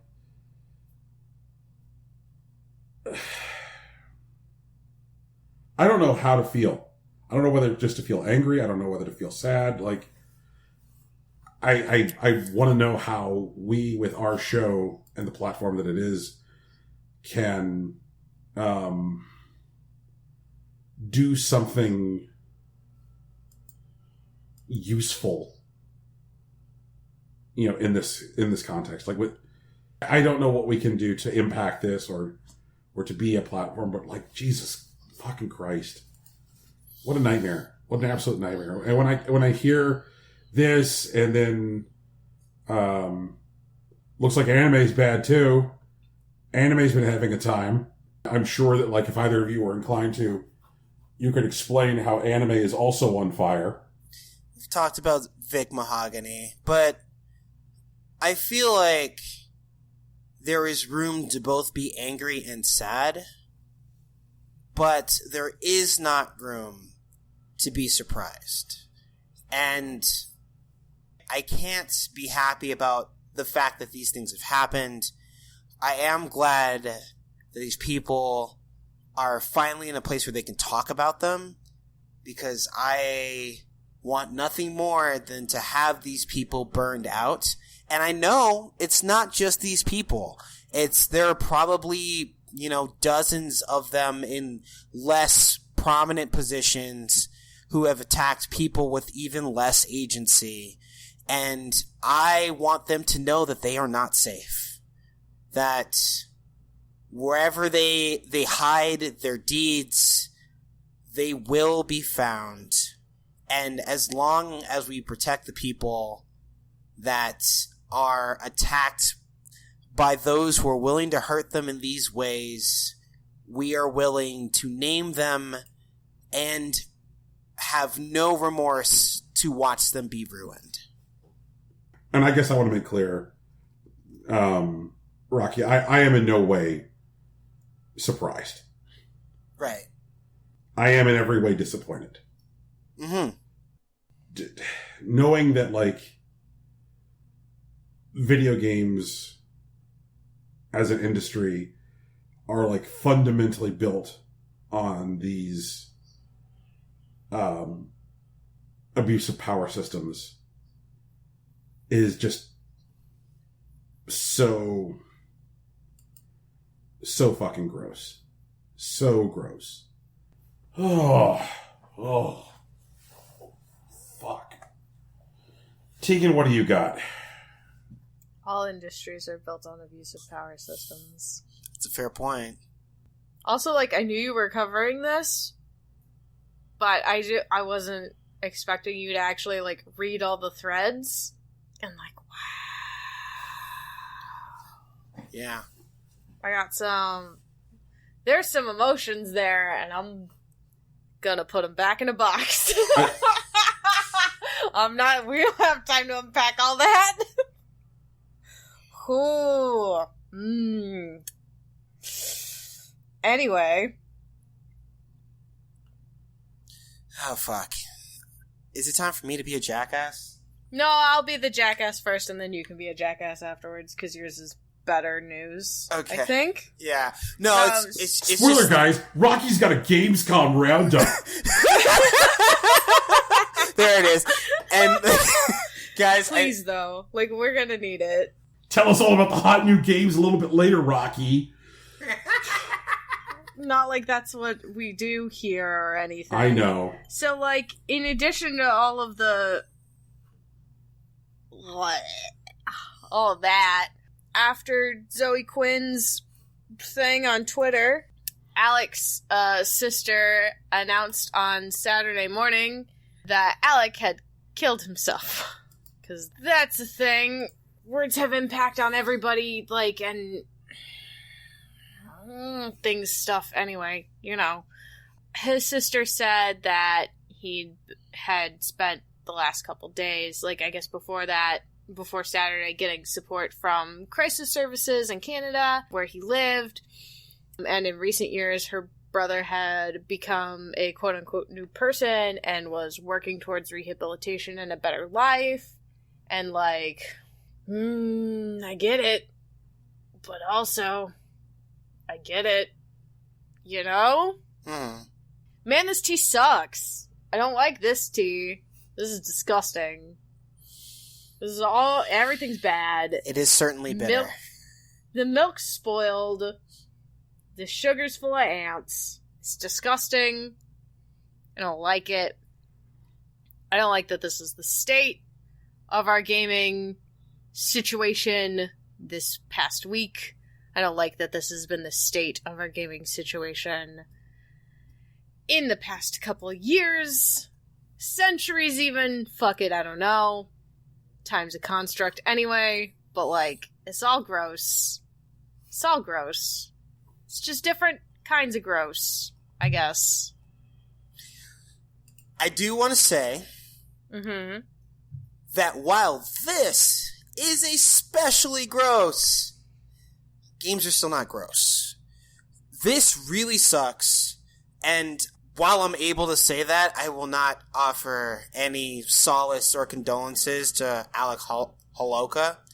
He was instrumental in making a pretty good video game, and I'm sure the world is thankful for that. I liked A Night in the Woods, but I can't forgive him for what he's done. That's not a thing that I'm able to do. Is this a situation where you have to separate the art from the artist sort of thing? Maybe. Is this one of those you're trying to deal? No, not really. Like, I don't think I'll really play Night in the Woods ever again. And even with, like, Vic Mahogany, like, Ugh. I still really love what Full Metal Alchemist did. And I know that Vic Mahogany is a part of that forever.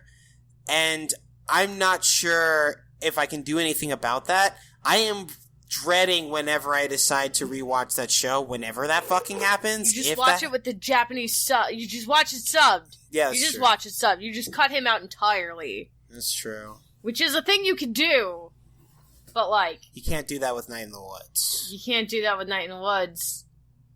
And You really can't. I understand this dude was trying to get his life together, and that is its own tragic story. Definitely.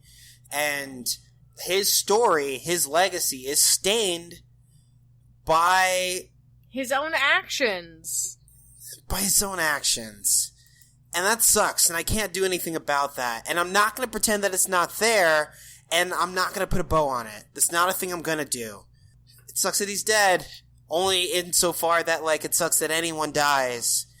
Like, he's not special or precious because of what he gave to the world, especially in light of the things that he's done to the people that lived in it. And, you know, anyone that has a problem with that can at me. Like, I don't care. We can talk about it, but that's where I'm at. The goal of life, in my opinion, because I know so much about life, is that you should try to leave the world in less pain than you found it. And, like, you can't do that with everybody. Yeah. Because inevitably, your best intentions are going to hurt someone. At the same time, I don't think these were his best intentions. I'm not saying that that's what you're saying. No, these were definitely not his best intentions, no. But, like, if you go out with the intent of causing harm, then you're garbage. Come back to us, Brian. I don't know, when you gotta disassociate a minute, you gotta, you know? This is not a show where we have, thankfully, spent a lot of time talking about 8chan. You know, it's... It's come up a couple of times, but it's not a lot. Yeah. You know, like, fortunately, the kind of topics where 8chan is central to the conversation aren't central to the content of this television show. We don't have a white nationalism minute here on Impossible Coin. God bless. Yeah, nor do we have, like, the pedophilia corner. And so there wasn't really a place for routine 8chan conversation. And I guess what I'm saying is that if 8chan is the Joker and 4chan is the Riddler, then Kiwi Farms is the fucking Penguin. Fucking Kiwi Farms, god damn it. And a lot of people forgot about Kiwi Farms. But I look at their Alexa rank over the last couple fucking days, and I look at their Google Trend search history, and nothing has restored them and given them more power like the last few days. We are full on knee deep in the second coming of Gamergate. Like, Kiwi Farms is fully reactivated, and I guess that leads us to the question, like, did Kiwi Farms ever really go away? It's been kind of like this whole, like, Cthulhu situation where it's kind of been this, like, slumbering horror monster where you don't really have to think about Kiwi Farms because it's been a while since, like, they've been the thing. But Kiwi Farms has a martyr now. You know? I mean, I get that. And, like, I feel bad for this man's family. And that's a different thing than feeling bad for this man. Yeah, no, I get it. That, you know, that's a shitty thing. And so now your brother's dead. And not only is your brother dead, he's going to be used as a martyr by some really, really, truly terrible people. I mean, that definitely sucks. I'm gonna take it back to a thing I was talking about earlier. But in the Steven Universe movie, there's a moment where they need to, like, recapture, like, the lessons that they've learned over the point so that they could reform the people. And Garnet has some really good lessons. But one of which is that the truth is bigger than winning or losing. that, like, the idea of, like, being honest with yourself and the world around you is more valuable than, like, the fights. And likely, in that point, like, you end up winning the fight anyways. I think Kiwi Farms are definitely gonna, like, pull some real bullshit on some real vulnerable people because of what happened to Alec Kowalka. But I think it's important that we tell a story of what actually happened, because that being there is a lot stronger than a lot of the propaganda that's going to be born from it. I'm not saying that we can negate the effect of it. I don't think that's a thing that we're going to be able to do, unfortunately. Right.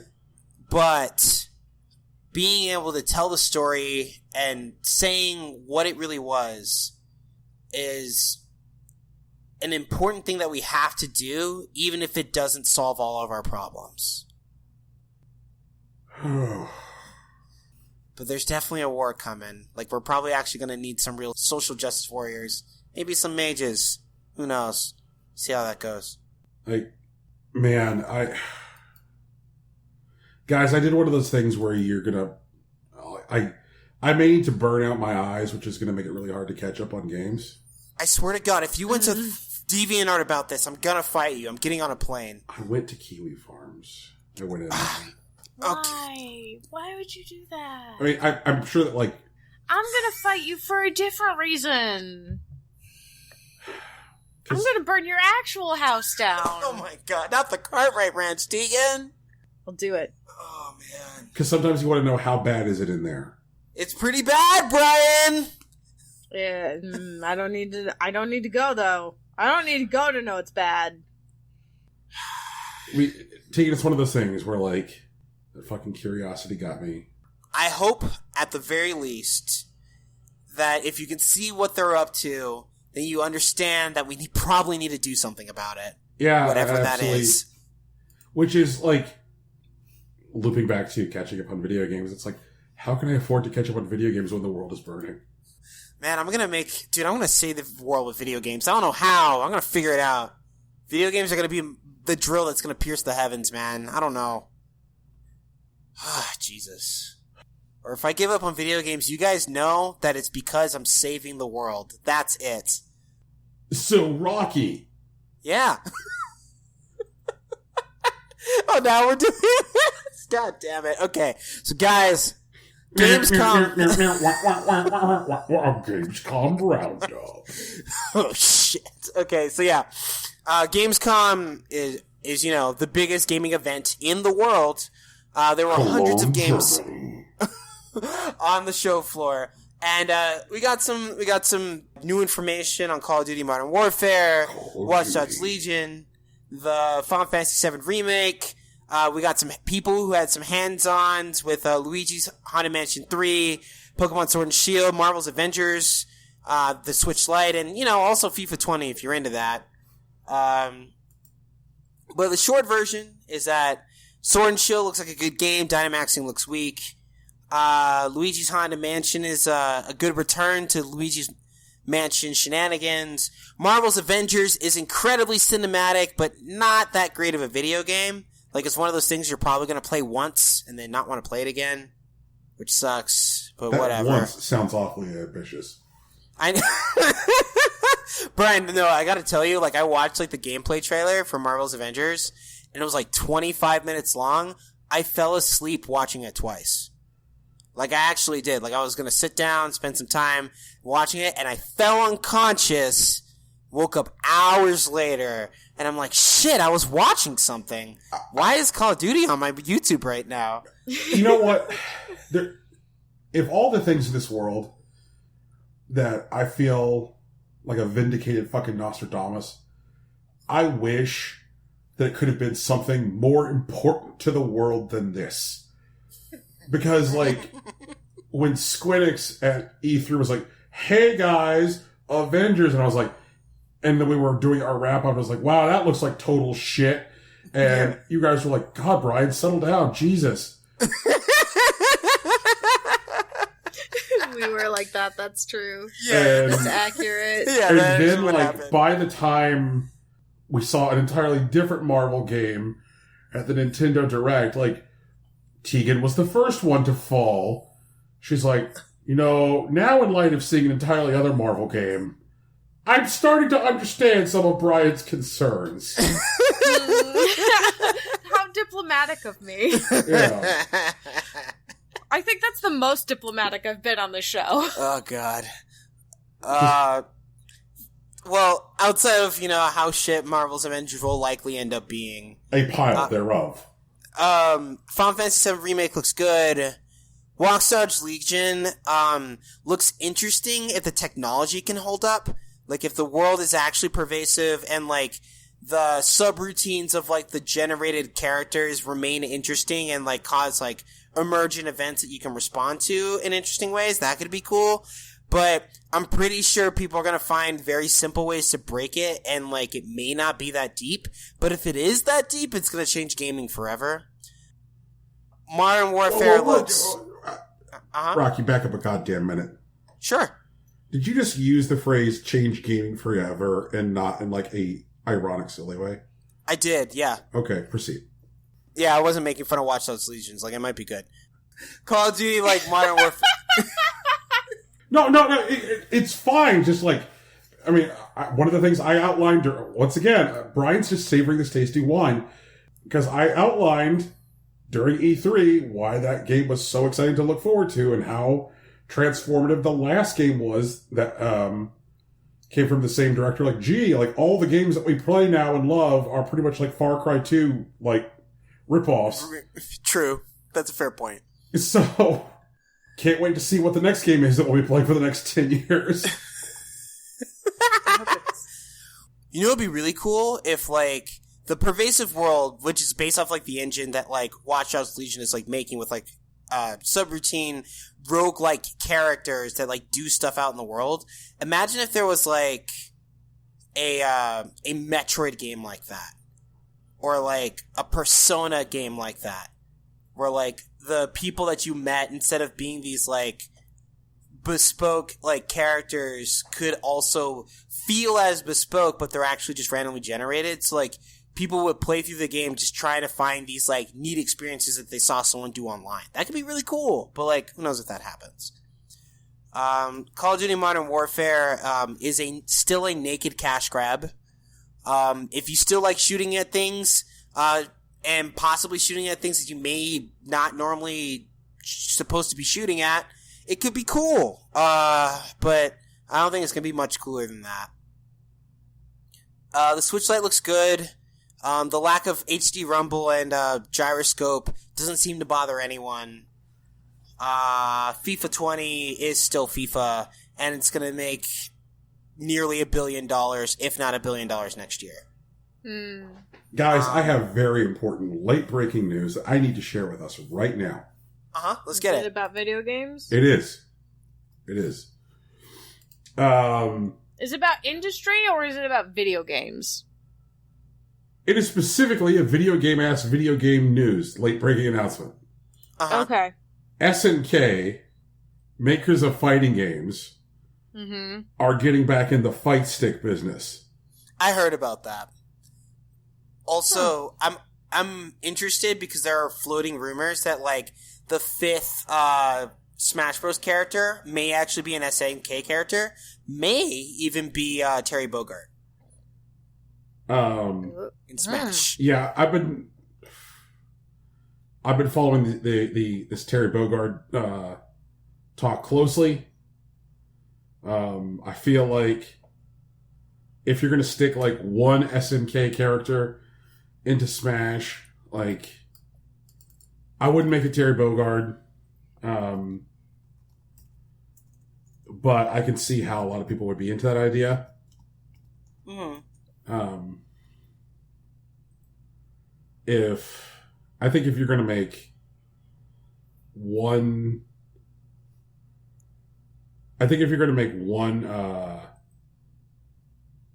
like, if you're going to get one SNK character to put into Smash, the way to go is Marco from Metal Slug. That could be cool. I'm kind of about it. I'm just thinking about how in Metal Slug you get all those different forms. You know, like It could be like the gunner Shulk as opposed to like the sword Shulk. Like, yeah, it's a thing that they could do. Yeah, like sitting somewhere between like Shulk gameplay and like Mega Man gameplay, like plus a character whose background is like high speed combative platforming. Like, that's a much more delicious beverage than Terry Bogard. You guys already hate the Richters and the Nesses and the Lucases. Like, check out Marco, guys. Like, oh man. And if you're not going to go Marco, then fuck it. Just give us Mai. Just give us Mai. I don't think they're gonna do Mai, because then they'd have to do titties, and they don't really do titties. They did Bayo, and like Bayo wasn't really even heavy on titties.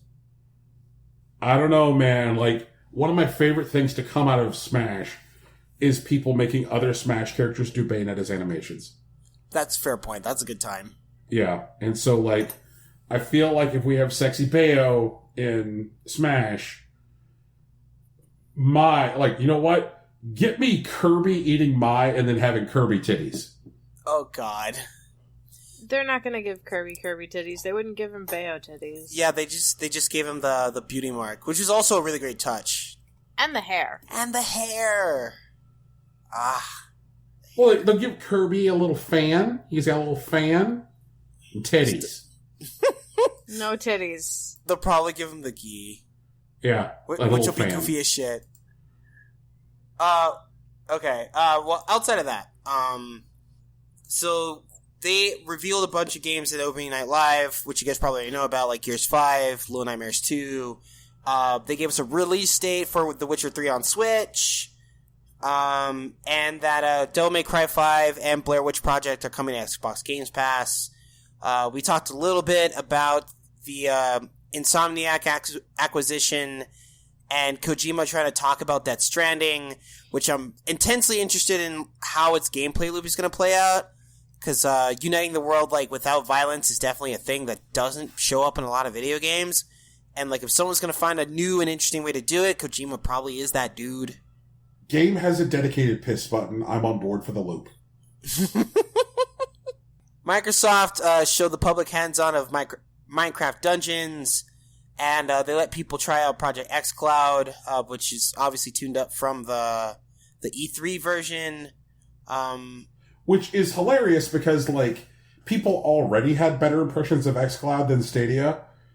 And, like, the Stadia impressions from Gamescom were a straight-up fucking disaster.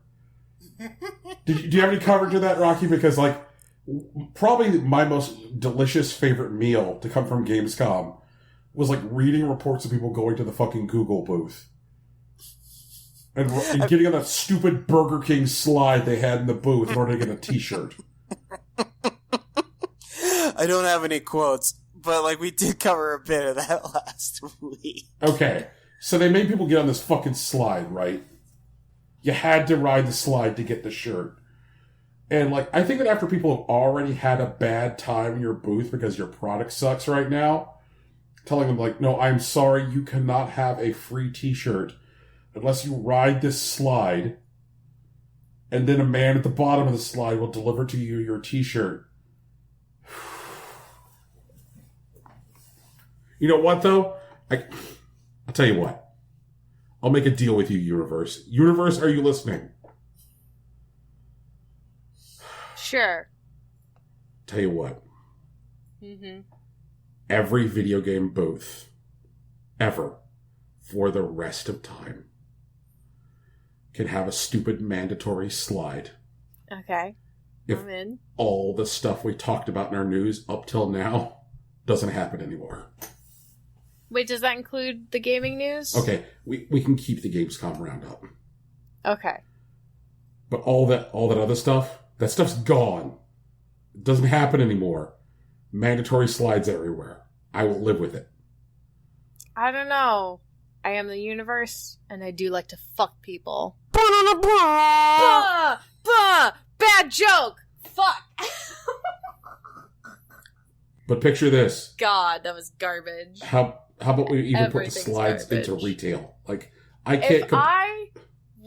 If I were a magical girl, we're talking Madoka Magica style magical girl, where eventually I will fall into despair and become a witch and cause the end of the world or whatever the fuck. Right. I just spoiled Madoka Magica for Brian. Shit. Anyway, my wish is gonna be that, like, rape isn't a thing that happens anymore. God, that's garbage. Anyway. Well, everybody, who wants to talk about what came on Steam today? Is it more hot garbage? Sure, let's do it. 22 games came out today, as near as I can tell. Rape is not a core gameplay mechanic of any of them. God bless. And I know that's a low bar to clear. First up, we have a Battle Royale Tycoon. Also, guys, I'm not going to cover all 22 because none of us have the patience or heart for that. So I'm going to select a few. Battle Royale Tycoon. Design and build arenas for your guests to fight in. Keep them happy and your workers paid and make profit. So I don't even know what this is. I'm legitimately confused. And I don't have the energy to alleviate my confusion. So that's a video game. Next up, totally on brand for when we normally record on Saturdays, is Jigsaw Puzzle Pro Edition. Oh, no. My favorite kind of jigsaw puzzle, because let me tell you what, I am a pro, and all of the other jigsaw puzzles are boring. You know what? Here on Impossible Coin, you can fuck off with those amateur puzzles. We only want the pro puzzles. We are puzzling professionals. Yes. Jigsaw Puzzle Pro Edition. Do puzzle in a new puzzle way. Advanced puzzle layout involving gameplay will help you to relax after a hard working day. Jigsaw Puzzle Pro Edition is designed for adults. Okay. 5 difficulty settings, up to 280 pieces. Every puzzle is unique. Different puzzle shapes every time. Saves all puzzles in progress, so you can do several at a time. 1080p HD graphics. Support multiple screen sizes. Weirdly enough, to follow what I know is going to be your next question, Rocky, no, it doesn't seem to require an abnormally strong graphics card. Oh, okay, so this is a straight-up pro puzzling game, okay. Yeah, you know what? I should check the number of available achievements for this garbage. And it doesn't even have achievements. What the fuck? You know what? You do you, Puzzle Man. You don't appear to have dark motives. You're just bad. I think I'll settle for that. When the bar We'll is... settle for a bad puzzle man in this trying time. Yeah. We'll settle for shitty and not evil. Next up is Malicious Dinner. Nope. We're skipping that. We had enough maliciousness earlier. We're done. I don't need that. A girl student was invited to a volunteer reward activium, only to find out it's a malicious dinner. How to survive from it. Wait a minute. A girl student is invited to eat Activia and finds out that it's evil. Yes. Am I reading this right? Okay, so she's eating the yogurt with Jamie Lee Curtis, and then she gets the rumblies and her tumblies, and that's it. Let's see here. Hot questions in the About This Game category read, when you are toasted, and I should point out that when you are is letter U, letter R. When you are toasted, drink or reject. When you are framed, stay or hide. When you are harassed, hesitate or refuse. When you are abused, keep quiet or fight against.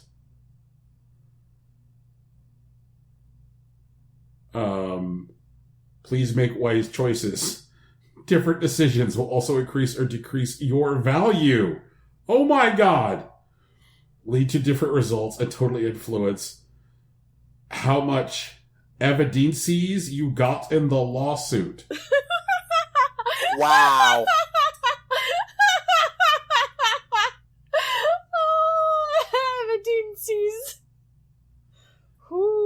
Then there's a screenshot. Wow. Driver Z of limo taxi. Prejudice, -4%. Effect, win rate 3%. Explain if you asked for help in English on limo, then taxi driver could testify that you were not comfortable with his touch. What is... Wow. This game is stupid and on fire, and I hate it. Well, it'll be dead soon, probably. God, I hope. So, shout-outs to Malicious Dinner. No shout-outs to Malicious Dinner. We already did the shout-out part when you announced the game on the show. They do not need an additional shout-out. We redact the second shout-out. It has been rescinded. I am forcibly redacting it. Rescinding, yeah. Rescinding? Okay. Could be taking it back instead of, blotting it out. Next up is Hover Tank Arena.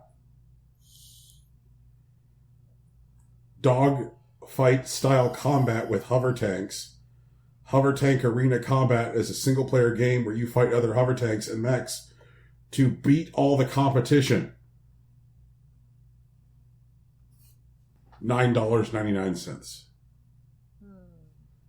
This looks like an arena fighting game, so it's an arena setup. But strangely enough, this arena fighting game is single player, which means everything you're fighting is AI. So that's a good time. And our last highlighted game from today's 22 games is Sweet Fruitcake. A magical story of a virgin pioneer caught in the crossfire of love. Uh-huh. This is a game for a real recluse. Oh, shit. An amazing story of a typical Soviet pioneer whose life didn't go well. Wait. It's a Soviet pioneer and it's called... Wait, what is it called again? Sweet Fruitcake. Oh, shit. Okay. Go ahead. Everything is going to hell until an old man turns up with an envelope inside which there is something that will allow the protagonist to replay the state of things and perhaps to multiply previous successes. The only thing the envelope's owner is asking for in return is the virginity of the protagonist. Okay. Is trying hard to be rid of. Whether he should agree or not depends on you. A game from the author of Sweet Muffin. After completing it, you will need to be urgently hospitalized at the nearest dispensary. Dialogues are chock-a-block. You said hospitalized at the nearest dispensary. I did. Those are the words I said. Okay, I just want to make sure. Dialogues are chock-a-block full of choices, which will allow you to feel like yourself to the max. More than 6 endings. Huh? Wait. They're what full of joy? Chock-a-block? A game for real men. The author is a master of oral skills and draws on gross. colossal virgin experience. No. Sparse, manly tears are guaranteed. No, they're not. Wait, Brian, did you say oral pleasures or oral pleasures? Oral is in oral. Got it. As in Is in mouth, not ears. Yeah. Ugh. Disgusting. 4 beautiful heroines that you can have romantic experiences with or artfully ditch. Only this visionary novel features the elite Lonely Hearts Club. All of Roskomnadzor's morality police have reserved the gold edition. There are 4 girls. There are then bios of the 4 girls. Alyana, a tragic character, sweet shy girl in a strange life situation. Matilda, a bright and lively girl, likes sport, taking pictures and spreading gossip. I.e., she likes journalism. She is always in motion and her life is full of events. She is always busy, but nevertheless she's looking for a good boyfriend, trying to make the protagonist fall in love with her. Katya, the hero's childhood friend, a keen student with a temperamental character. She is fanatically loyal to science, full of secrets and sharp comments that wound everyone that pick a fight with her. Serge becomes one of her victims. As it turns out, his feelings for her are not mutual.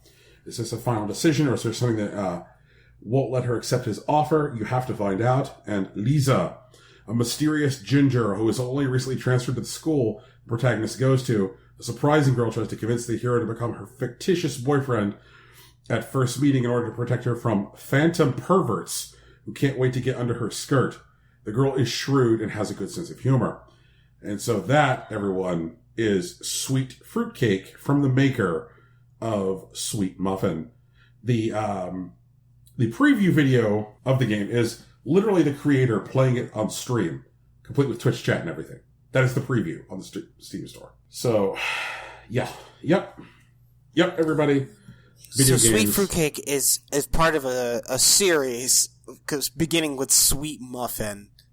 They're both like sex visual novels about goofy male protagonists. Yep. Oh, God. I think that's everything. Rock, you want to take us home? Yeah, sure, let's do it. Hey, everyone. This has been Impossible Coin Nights. We don't do nights always, but there's definitely a show every week. You can find it wherever you find podcasts. We're usually on iTunes, Google Play, Stitcher, or Spotify, wherever you like to find them. We'd appreciate it if you leave a review where you found the podcast. It'd really help us out. And if you leave it on iTunes, we'd really appreciate it. There is music at the beginning and the end of this podcast. The music's coming soon. It's made by our friend Big Sod. She's told me it's already on the way.